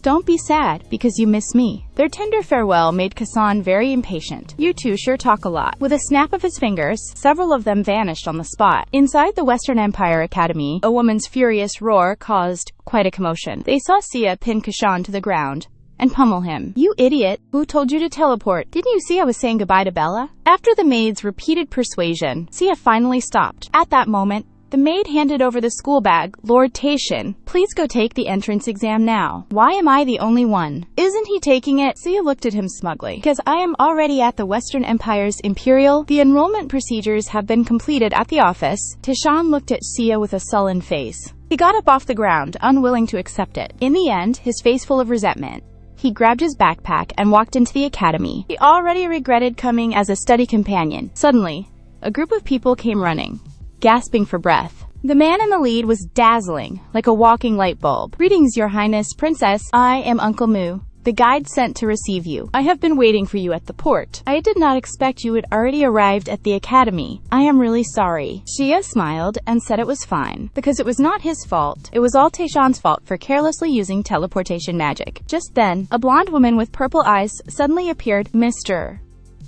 Mushu, what are you doing here? Seeing the woman, Mushu was pleasantly surprised. While the woman looked Sia up and down, Mushu hurriedly made introductions. This lady is from the Western Empire, a lady-in-waiting from Duke Valaria's household, and this is the only princess of the Eastern Empire. But the woman did not bow to Sia, and instead showed a hint of an aggressive smile. So, you are the princess who is about to become my junior. Is that so, Your Highness? Your first time studying abroad. She could already sense that two-faced girl's inexplicable malice. The other woman did not even bow, and even address Sia as her junior, only when Sia looked displeased. Did that two-faced girl finally put on a show of a formal bow and greeting? I pay my respects to Her Highness, Princess of the Eastern Empire. I am of the ducal house of Valaria of the Western Empire. Erica, I heard long ago you were coming to study in our country. Sia's lips twitched. Palace maids really are well informed. After all, it was our crown prince, personally, who went to the Eastern Empire to invite you, was not it? Erica suddenly added smugly. By the way,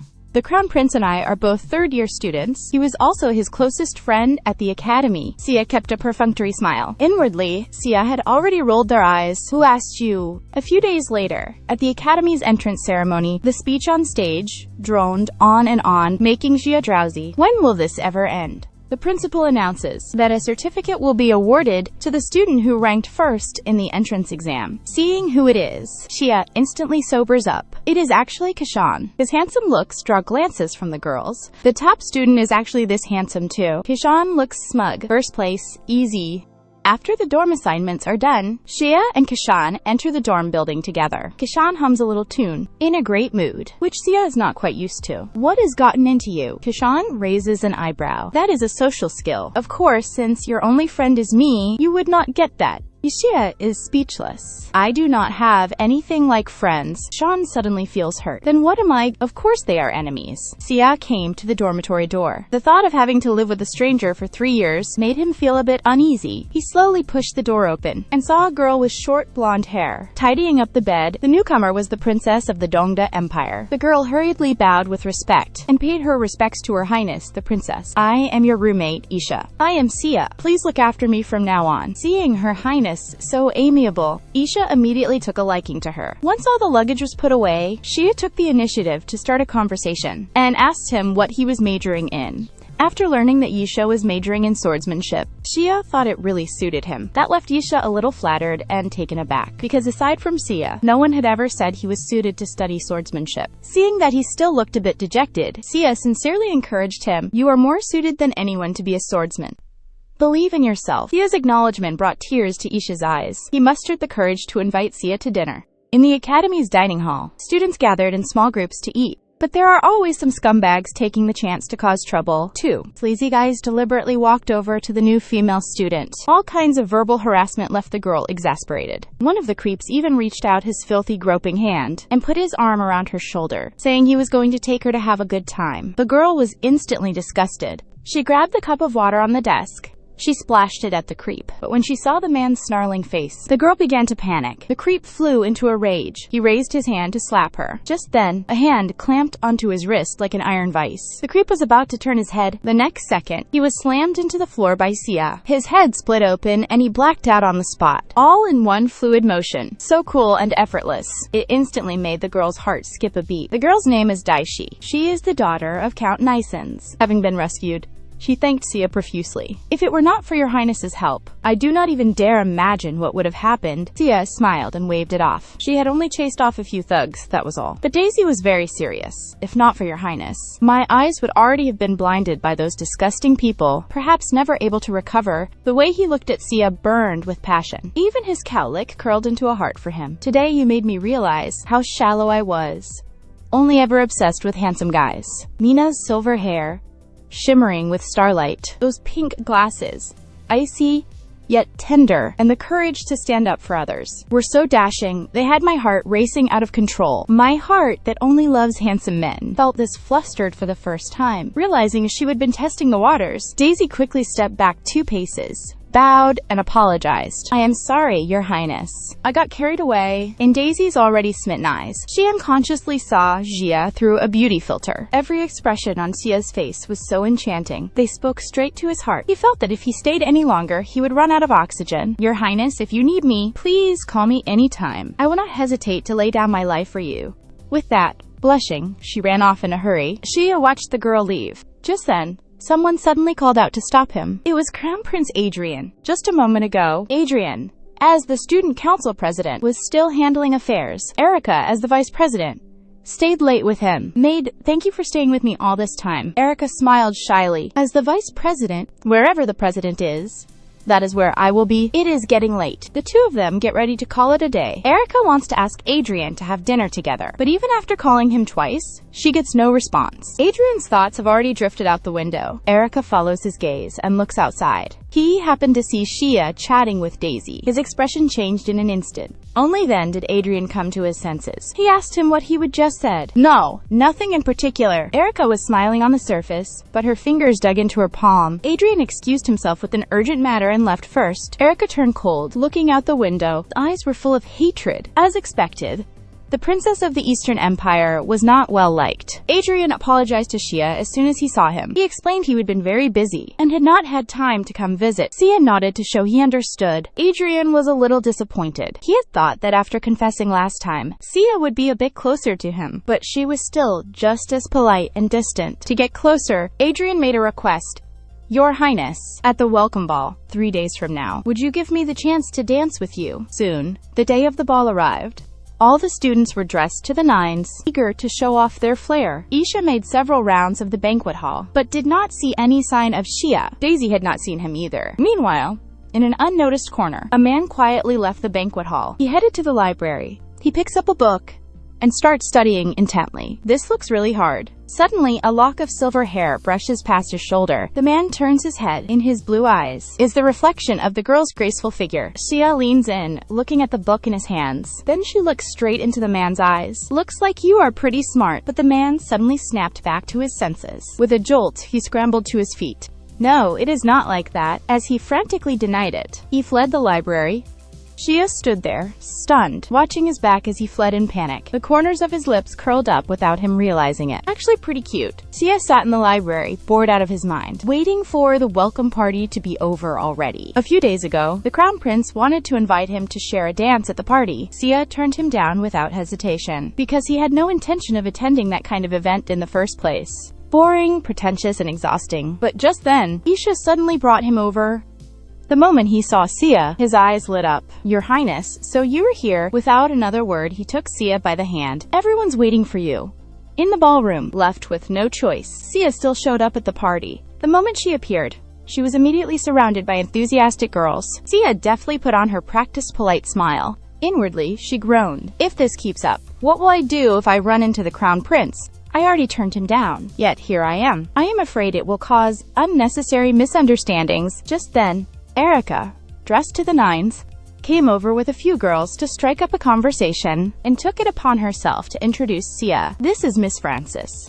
Like Her Highness the Princess, she is studying for a degree in magic. Your Highness, if there is anything you do not understand, you can ask Miss Francis." Erica shot Xia a smug look. However, Xia's attention was drawn to someone else. Her eyes fell on a familiar figure in the crowd. "Is that the person from the library just now?" Prompted by Isha, Xia finally snapped out of it. "Sorry, what did you just say?" Isha softly repeated Erica's words. Hearing this, Xia nodded slightly. "Thank you for your concern. You are welcome. That is what I should do." But the next second, Xia's smile faded. But I do not really have anything I need to ask anyone about anymore. Faced with Xia's flat refusal, Erica's smile froze on her face. The crowd suddenly stirred. It is the Crown Prince. As soon as he appeared, he drew the attention of the girls around him. Erica immediately adjusted her expression and went to greet him, only to see the Crown Prince walk straight up to Xia. He bowed gracefully and extended his hand. Your Highness, Princess. May I have this dance? Xia felt a bit awkward, but he was, after all, the public face of his country. So in the end, he still offered his hand. As the lilting music began to play, the two of them danced gracefully in the middle of the floor. Xia lowered his voice. I clearly already turned down your invitation. The Crown Prince replied calmly, but you still attended the banquet in the end. So I will venture to invite you once more. Have I put you in a difficult position? Not really. Xia noticed Erica's gaze from the side. It was full of jealousy and hatred. Just then, that man passed by Xia.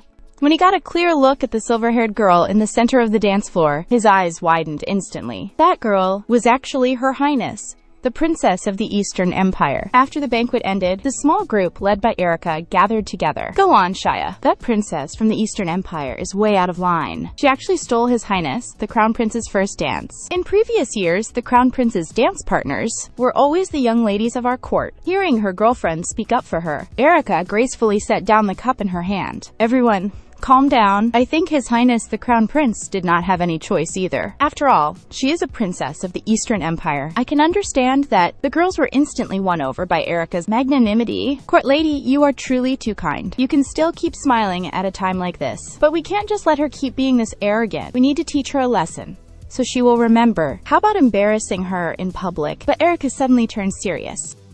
Miss Stan, you have not been with us for long, and may not be familiar with how we do things. We cannot, over a trivial matter, abandon the dignity we have as ladies of noble birth, and our pride. Seeing Erica react like this, Stan quickly apologized. But you have a point. We really should teach him a lesson, so no one gets any ideas about coveting my position. On a sunny afternoon, Xia is sitting on the rooftop, enjoying some leisure time. Compared to all the thrills and exciting life experiences from before, this peaceful life now is simply, it is so beautiful. Through the dappled shadows of the trees, Xia suddenly noticed a familiar figure. It was the man from the library. He was still absorbed in the book in his hands. Feeling the sunlight in front of him suddenly cut off, the man looked up, only to see Xia already standing in front of him. The girl who appeared out of nowhere smiled radiantly. Her sudden appearance left the man at a loss. How did she pop up out of nowhere? It was the same at the library last time. Xia had originally just thought he was a shy guy. She had not expected his passion for knowledge to be so strong. Xia sat down beside him. Are you curious? Seeing how serious he looked, Xia smiled. Tell me first what book you are reading, then I will tell you. It is a book about the Night Witch. The sudden answer made Xia a bit embarrassed. It even turned out to be about herself. Do you really like her story? Not really. I just find it interesting when I read it. Then let me tell you, a story that has never been recorded in any book. It is about the beginning of the legend. A little girl believed the words of a gentleman passing by and made a wish under the full moon, hoping her father would make a speedy recovery, praying that the Night Witch, who had slept for centuries, awoke and granted the child's wish. Xia snapped out of a distant memory, and in the instant she met the man's gaze, she saw in his eyes an elusive emotion. Why are you looking at me like that?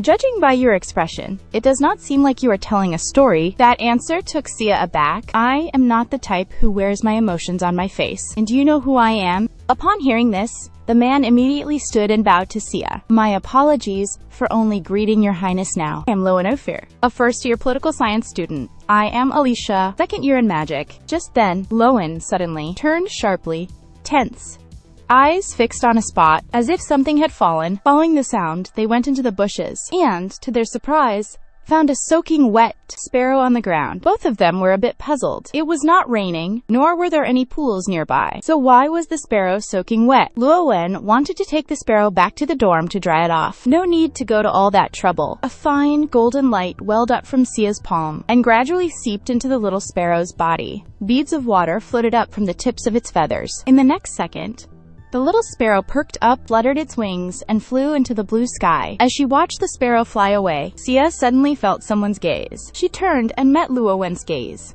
as if he wanted to speak but held back. The man of Her Highness the Princess suddenly drew near. Xia could clearly see the faint gleam in his deep blue eyes. When Luo Wen's fingers brushed the ends of his hair, as he brushed away that fallen leaf, they both froze. Luo Wen's face instantly flushed red. He hurriedly backed up 3 meters. He bowed and apologized. Because I saw a leaf on your head. I reached out without permission. He stammered through his explanation, which made Sia feel both amused and perplexed. What is the big deal? Why are you blushing all of a sudden? To ease the awkwardness, Luo Wen hurriedly changed the subject. Let us head back. However, after just a few steps, Sia noticed something. Suddenly, a jet of water shot toward Luo Wen. Sia raised a hand in a flash and threw up a barrier, blocking the attack. The sudden turn of events made Luo Wen freeze for a moment. Luo Wen hurried to check that Xia's hand was okay. It is just water. Just then, a boy hurried over to apologize. I am really sorry. I was just practicing water magic. I could not control the direction. I see. Xia points out the mistakes in his practice. Water magic works best if you guide your mana gently. As they speak, a crystal-clear blue water orb is already coalesced in his palm. It then turned into flowing water that circled the two of them. The exquisite control had the two of them exclaiming in amazement. After the classmate left, Luo Wen was still in shock. It is nothing. Any mage can do that. How is that possible? That is absolutely impossible. Luo Wen was curious just how freely can Sia wield his magic. Seeing the eager look in Rowan's eyes, Sia decided to let him see for himself. Since you asked so sincerely, I will kindly enlighten you. Rowan hesitated for a moment and finally reached out his hand. The instant their fingertips touched, a white light flashed. The next second, they appeared on the street. Xia looked around. Turns out it was just like the streets of the Eastern Empire. There was not much difference at all. As for Luo Wen, since it was his first time experiencing teleportation, he was extremely dizzy. He finally managed to steady himself and suddenly realized you can teleport without taking the boat to the array. Because I am exceptionally gifted. Sia smugly arched an eyebrow. At that moment, Lowen's admiration for him peaked. Only you in the entire empire can wield such magic. Sia glanced around. He suddenly asked Lowen a question. Do you know where we are? I think I am lost. Lowen, a bit surprised. You have not been here before. No. I have not had time to go out for a stroll. I see. Lowen looks around. He recognizes this as the slums around the academy, just as Sia eagerly wanted to look around. However, Luo Wen nervously stopped His Highness. Maybe we should head back. Why, I have not even had a proper look yet. But the lunch break is almost over. If we are caught going out without permission, we will both get demerits. As a rule-abiding model student, Luo Wen absolutely could not let something like that happen. Sia just waved it off nonchalantly, but it is too late to go back now. And if we go in through the main gate, we will definitely get caught red-handed. Then please use teleportation magic again to take us back. A sly glint flashed in Sia's eyes. She deliberately put on a stern face. How could anyone possibly use teleportation magic back-to-back? I can't do that either. Who would have thought Luo Wen actually bought it? Sorry, I did not think it through. Then we will just have to avoid the gate guards. With that, he took his hand and hurried toward the academy. The sudden contact made Sia freeze for a moment. Then they gave a helpless smile. This guy is shockingly cute. The two of them hid in the bushes near the academy's main gate. Watching the guard, who had not moved an inch, it seemed impossible to lure him away. If only we knew. Their shift changed time. Sia raised her hand. She merged her consciousness, and mana spread from her fingertips. It seemed to quickly drift into the office. She learned that the shift change would take a full 30 minutes. Looks like we might not make it in time. Just then, Sia suddenly sensed a familiar presence. Taishan was chatting and laughing with the female classmates. Sia wanted to ask him for help. Kishan also immediately sensed Xia's magic. He grinned. The next second, he just reached out and made his move. The sabotage was cut short in an instant. Sia gnashed his teeth in anger. Luo Wen asked with concern what was wrong. I am fine. It is probably impossible to get in through the front gate now. Let us look somewhere else. The two of them circled to the academy's outer wall. They looked up at a wall, a good 2 people tall. They sighed in unison. Looks like climbing over the wall won't work either. Sia gave up as well. She planned to use magic to send Lowen back. Suddenly, Isha's voice came from inside the wall. Your Highness, are you waiting outside the wall? Sia was slightly taken aback. Isha, why are you at the... Mr. Kishan asked me to come over. Do you need me to throw you a rope? Before Sia could answer, a furious shout suddenly rang out from behind. Who is there? Sia reacted instantly. He grabbed Luo Wen by the hands.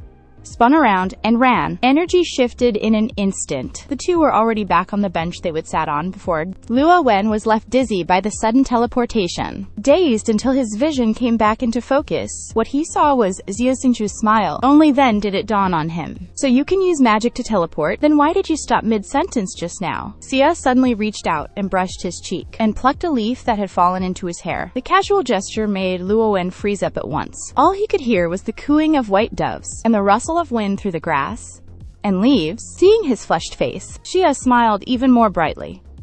I had a great time today. See you next time. The little princess. On the first day of class, she dragged a boy to skip school with her, and almost got caught red-handed. They finally rushed back to the classroom. Xia was sitting in class, spacing out, when someone suddenly sat down next to him. It was his study companion, the page boy Kashan. So did you have fun just now? Kashan's cheeky grin made Xia fume. He replied with a forced smile. Thanks to you, I'm very happy. Taishan boasted smugly. To make you even happier, I even stationed guards at the academy's main gate. Hearing that, Xia exploded. You set that guy up, did not you? Exciting, is not it? Xia fought to hold back the urge to beat him to a pulp. Are you trying to get yourself killed, you punk? Just then, Professor Patrick from Magic Studies walked in. Xia could only swallow her anger and start the lesson. However, it had not even been quiet for a few minutes. Taishan started acting up again. Xia was bored, listening to the professor's lecture. He suddenly felt someone poking his arm. He turned his head to look. It turned out to be a palm-sized doll. It was waving at him. Watch closely. Let me show you something interesting. All of a sudden, the doll's button eyes emitted an eerie red glow. The next second, it actually fired a laser that nearly burned through the table. Xia was startled and snatched up the doll, flinging it away. Amid Kaishan's startled cry, the doll sailed in a perfect arc. It landed precisely on the professor's footprints. Both of them were stunned, and the professor noticed the little thing too. He picked it up and examined it closely. He suddenly called on Kashan by name. Come to my lab. Seeing Kashan get called away, Xia gloated. If you had known it would turn out like this, why do it in the first place? Kashan was not disheartened. Instead, a sly, triumphant smile appeared on his face. This made Xia instantly alert. What was he smiling at? Luo Wen was standing at the door of the Magical Studies lab. He hesitated at 3 just as he was about to knock. What are you doing here? The sudden voice startled him. When he saw the newcomer was Xia, he grew even more nervous. I came to seek Professor Patrick's advice. Xia raised an eyebrow. You are a political science student, so why are you asking a professor of magic? Because in that magic book I read last time, there were a few things I did not understand. Seeing him hem and haw, Xia got playful. What do you want to ask? I will tell you. My answer was even more accurate than the professor's. But Luo Wen's gaze kept drifting. He kept dodging and changing the subject. That made Xia really angry. She immediately held Luo Wen's head with both hands, forcing him to look straight at her. Why do you keep avoiding my gaze? Luo Wen's face instantly flushed bright red, stammering, trying to pull away. Your Highness, please let go first. No. Why do you keep avoiding me? Just then, a cold voice suddenly cut in. Your Highness. The two of them turned to look. They saw the Crown Prince standing there, expressionless. Only then did Xia let go. The Crown Prince went straight over to Xia's side. He stared coldly at Lowen. He asked icily, Who are you? Seeing the Crown Prince approach, he bowed at once. Greetings, Student Council President. I am Lowen Ophir, a first-year political science student. Are you two in the same major? You do not recognize him. Hearing Xia say that, the Crown Prince looked a bit awkward. Turned out he was an underclassman. Sorry, there were too many people. I did not recognize him. The atmosphere instantly fell into an awkward silence. Luo Wen seized the chance to excuse himself. He made a hasty exit amid Xia's persistent questioning. He sure runs fast. The Crown Prince looks at Xia. His eyes are full of loneliness. Xia does not understand why you are looking at me like that. I am a little jealous. Xia wonders if they misheard. They have not even done anything. What is he jealous of? This makes no sense. When pressed, the Crown Prince said nothing. Just then, as the standoff continued, Kashan came out of Professor Patrick's lab. What are you doing? Seeing Kashan, Xia looked like she would seen a savior. She grabbed him and dashed off, leaving behind only the Crown Prince's forlorn figure. The two of them sat on the academy's rooftop, catching the breeze. Kashan pulled out a stack of documents from inside his coat. He would stolen them from Professor Patrick's lab. It turns out that a few years ago, I heard someone came back alive from the dark forest. After he came back, did the Western Empire start researching the Dark Forest. Kashan, the forest guardian, had a nasty glint in his eyes. They actually dared to covet my Dark Forest. So you deliberately made trouble for Patrick. Is he the one in charge of the research? A flame flared up in Kashan's hand, instantly reducing the research materials to ashes. I sought him out to see if he could sense my dark magic. The result was truly disappointing. Seeing Kashan's resentful expression, Sia mercilessly mocked him. You had better just keep guarding the forest. You have no idea who you let walk away alive. Out of the forest. Taishen is furious. Do not you know that man is your father, the Emperor? Oh, I forgot. In the lab, Patrick is frantically rummaging through the research materials on the Dark Forest, but I can't find it anywhere. I am done for. Where the hell did it go? That is 2 years of my hard work. Just then, Luo Wen knocked and came in. Professor, sorry to bother you. When he saw the student come in, Patrick immediately reverted to his friendly self. Hello, Professor. I am Luo Wen from Political Science. As soon as he heard Luo Wen was from a different major, Patrick's expression changed right away. Professor, I would like to ask a question. Can you cast magic without a magic circle? So last time, Seiya did not use a magic circle and was able to teleport with him effortlessly. It had always baffled him, so he came to get a straight answer. But Patrick just thought Lowen was being unreasonable. How could that be? Are you kidding me? Lowen tried to explain, but was shoved away by Patrick. Hurry up and go. I do not have time to play games with you. I am really busy right now. After saying that, he kicked him out. Luo Wen was really troubled. He clearly had not lied. Why would not the professor believe him? Just then, a white point of light began to draw near. Magical energy instantly surrounded him. The next second, he vanished into thin air. When he reappeared, he was already standing on the academy's rooftop. Sia and Kashan were right by his side. Your Highness, did you bring me here? Yes. You were just about to ask how that guy, without a magic circle, uses magic, right? Why do you call that guy Professor? Do the details really matter?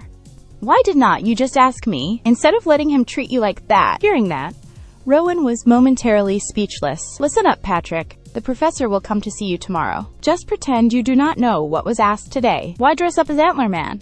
Because then that guy will come looking for me. He actually dared to touch my cat. Won't let him off. After losing the research materials on the Dark Forest, Patrick was frantic. He decided to report it immediately, but at the corner he overheard 2 students talking. They say he really did not use a magic needle. How is that possible? It is absolutely true. He just opened his palm and cast water magic. The one speaking was the male classmate who had run into Sia earlier. Patrick, hearing their conversation, he suddenly recalled the question Lowen asked him yesterday. Can you cast magic without using a magic circle? Could what he said be true? This might be a brand new direction for research. The next day, Patrick sought out Lowen. He dropped the impatience he showed yesterday. He very cordially asked Lowen the reason behind that question. Luo Wen was secretly surprised. It really turned out, just as Her Highness the Princess had said. He kept Sia's warning in mind. No matter how Patrick tried to pry, he kept playing dumb. Sorry, Professor. I was just asking casually. I really do not know anything else. This reaction made Sia, who had been watching through magic, burst out laughing. That guy Lowen, he will definitely be upset at his own unreasonable behavior. So much, he will be stomping his feet. At that moment, a figure sat down beside him. It was Stan, one of the members of Erika's clique. Your Highness, it has been a while. I have not had a chance to speak with you since the ball. Sia forced a perfunctory smile. Sia could not even remember who this person was. Just then, the class bell rang. Patrick, arriving late, hurriedly began the lesson. Today, we will be learning fire magic. He drew a magic circle on the blackboard. He focused his mana. A flame flickered to life in his palm. The students all started practicing, one by one, but because their magic circles were not drawn properly, the flames came out in all sorts of shapes. Watching these childish little spells, Sia just felt bored. Seeing this, Stan at her side deliberately raised his voice. Oh dear, looks like Her Highness the Princess does not know how to enjoy herself. Let me teach you instead. First, you need to draw a magic circle, otherwise you won't be able to gather magic power. Before he even finished speaking, a small flame suddenly flared to life in Sia's palm. Stanton's expression changed instantly. How is that possible? He clearly has not even drawn a magic circle yet. Sia arches an eyebrow and smiles. With a light flick of the fingertips, a flame shoots into the air, blossoming into a brilliant firework, drawing gasps from the whole class. You can't learn magic from theory alone. You also have to understand the flow of magic. Simple enough, right? Miss Stan is really impressive. She can even surpass the power that governs the laws of magic. Patrick walked up to Sia. A golden light flashed in his eyes. I finally found you, Miss Sia. Could we talk in my lab? But Sia stood up and walked out. "Sorry, Professor. I already have plans." From that day on, wherever Sia went, there was always a furtive figure trailing behind. Sia pretended not to notice, not even sparing him a glance. Even Kashan could not take it anymore. "How long do you plan to keep him trailing after you? Being stared at all the time is really annoying. Don't mind him. After the way he treated my kitty, he should have known this day would come." Patrick, hiding behind a tree, was very dejected. How could he get Miss Sia to notice him? He could not even get a chance to talk to her now. Patrick was lost in thought. Completely unaware of the sudden attack from behind, there was a bang. Patrick was knocked to the ground, and the newcomer was Daisy, Sia's #1 fan. "What kind of pervert are you, using that sinister look in your eyes to peep at my princess?" Seeing Sia look over, Daisy immediately tried to take credit. "Princess, I caught a pervert. Am I awesome or what?" Patrick, with a big bump on his head, struggles to his feet. "I am no pervert. I am Professor Patrick." But Daisy's gaze remains. "But Professor, why would you do that to the princess? Something this perverted? I told you I am not a pervert." Watching the two of them argue, Sia and Kashan could only facepalm helplessly. Now it is a complete mess. They had no choice but to agree to Professor Patrick's request to meet. Patrick kept insisting he was not a pervert. "I have been following Sia just to ask him for a favor. Last time I witnessed with my own eyes you casting fire magic without a magic circle. I want to know the underlying principle. After all, so far, aside from you, no one else has managed to do it. I hope. Miss Sia, could you help me with this research?" The corners of Sia's mouth lifted slightly. This was exactly what she had been waiting to hear. She flashed a textbook sweet smile. "Of course I can. As long as I can be of help, that is enough." Patrick was overjoyed. If the research succeeds, it would be earth-shattering. A major discovery for the entire world. Sia's gaze grew cold. "Go on and laugh while you can, because you won't be laughing for long." The next day, news that Professor Patrick personally invited Sia to take part in the research spread throughout the entire academy. Hearing his classmates talking, Luo Wen felt vaguely uneasy. Why would Her Highness agree to the professor's research? He could not wait to get to the bottom of it. On the academy rooftop, Sia and Kashan, as usual, watched the sunset with the wind blowing. Kashan asked him to stop the wind. Sia turned his head and looked. Kashan was sporting a wind-blown bird's nest hairdo. Staring at him, clearly annoyed, Sia could not help but burst out laughing. He was already ugly to begin with. Now he looked even uglier. Taishan snapped back without mercy. "You think I do not know you whipped up that wind on purpose? Are you caught up in some inexplicable emotions again?" Just then, Sia noticed a familiar figure downstairs. It was Rowan. He seemed to be looking for something. Sia snapped his fingers. The next second, Rowan, enveloped in magic, appeared right in front of him. "Are you looking for me? What is it?" Looking at the girl who had suddenly appeared, Rowan blanked out for a moment. He came over and asked directly, "Why do you want to take part in the professor's research?" Sia blinked. She had no intention of telling him her plan. "I can't tell you yet." He reached out and ruffled Luo Wen's hair, like he was teasing a kitten.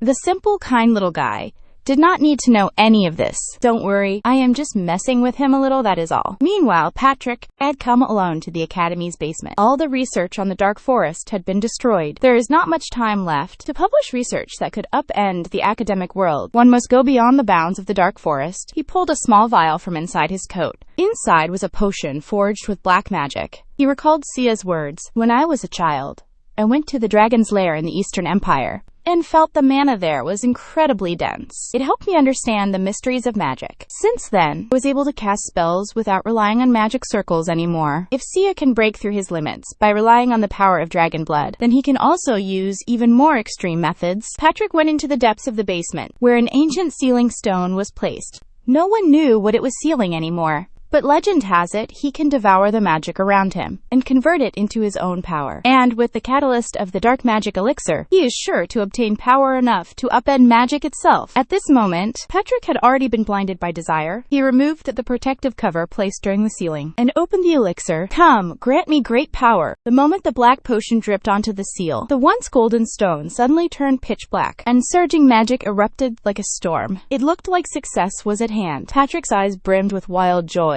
But soon he realized something was wrong. The released magic spun out of control. The darkness swallowed him like a tide. In the dorm, Shia was chatting with Isha when he suddenly sensed something was wrong. He sprang to his feet and looked out the window. A surge of powerful dark magic was rapidly spreading through the academy. Seeing that something was wrong, Xia immediately rushed over to Isha and shielded him in his arms. She threw up a shield and blocked the violent explosion, but Xia did not even have time to breathe a sigh of relief before she was stunned by the sight before her.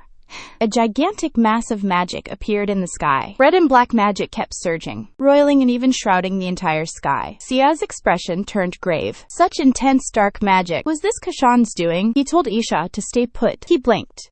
In an instant, he appeared beside the mana orb. At that moment, Xia noticed that this thing was actually absorbing his mana. A dark shadow flashed by. Kashan appeared at his side. Both demanded at once.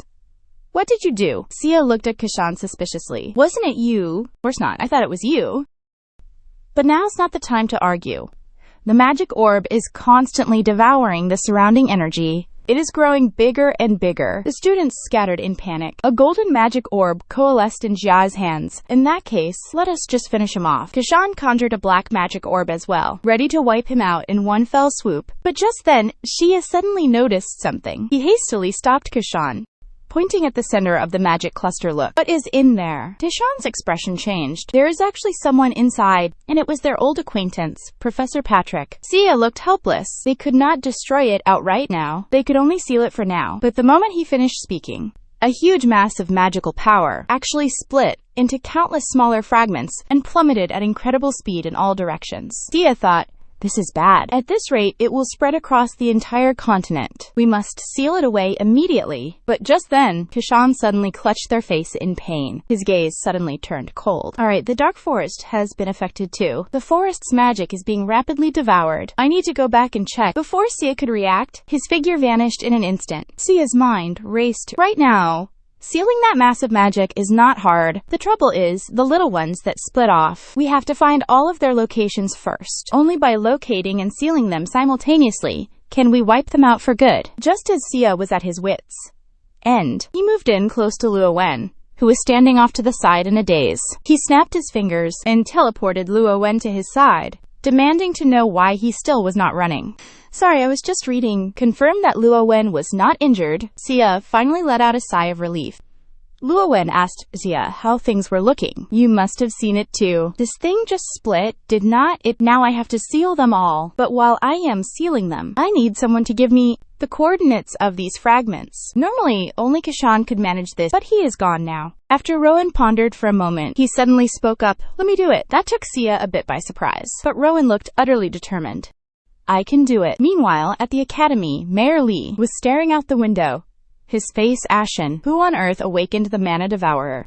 It turns out, this massive magic is the product of the ancestors. Failed experiment. It will devour all the magic in the world, and could even destroy the world. At that moment, Crown Prince Adrian arrived at the office. He ordered the chairman to immediately convene the professors of magic to discuss countermeasures. He hurried to the window, but suddenly froze. There, in the sky, a massive golden magic circle was unfolding at a staggering speed. Countless ancient runes were swirling in the void. In Adrian's eyes, a dazzling golden glow is reflected within. Only at the very center of the spell do we see Xia and Luo Wen joining forces against the Mana Devourer. End of Season 1.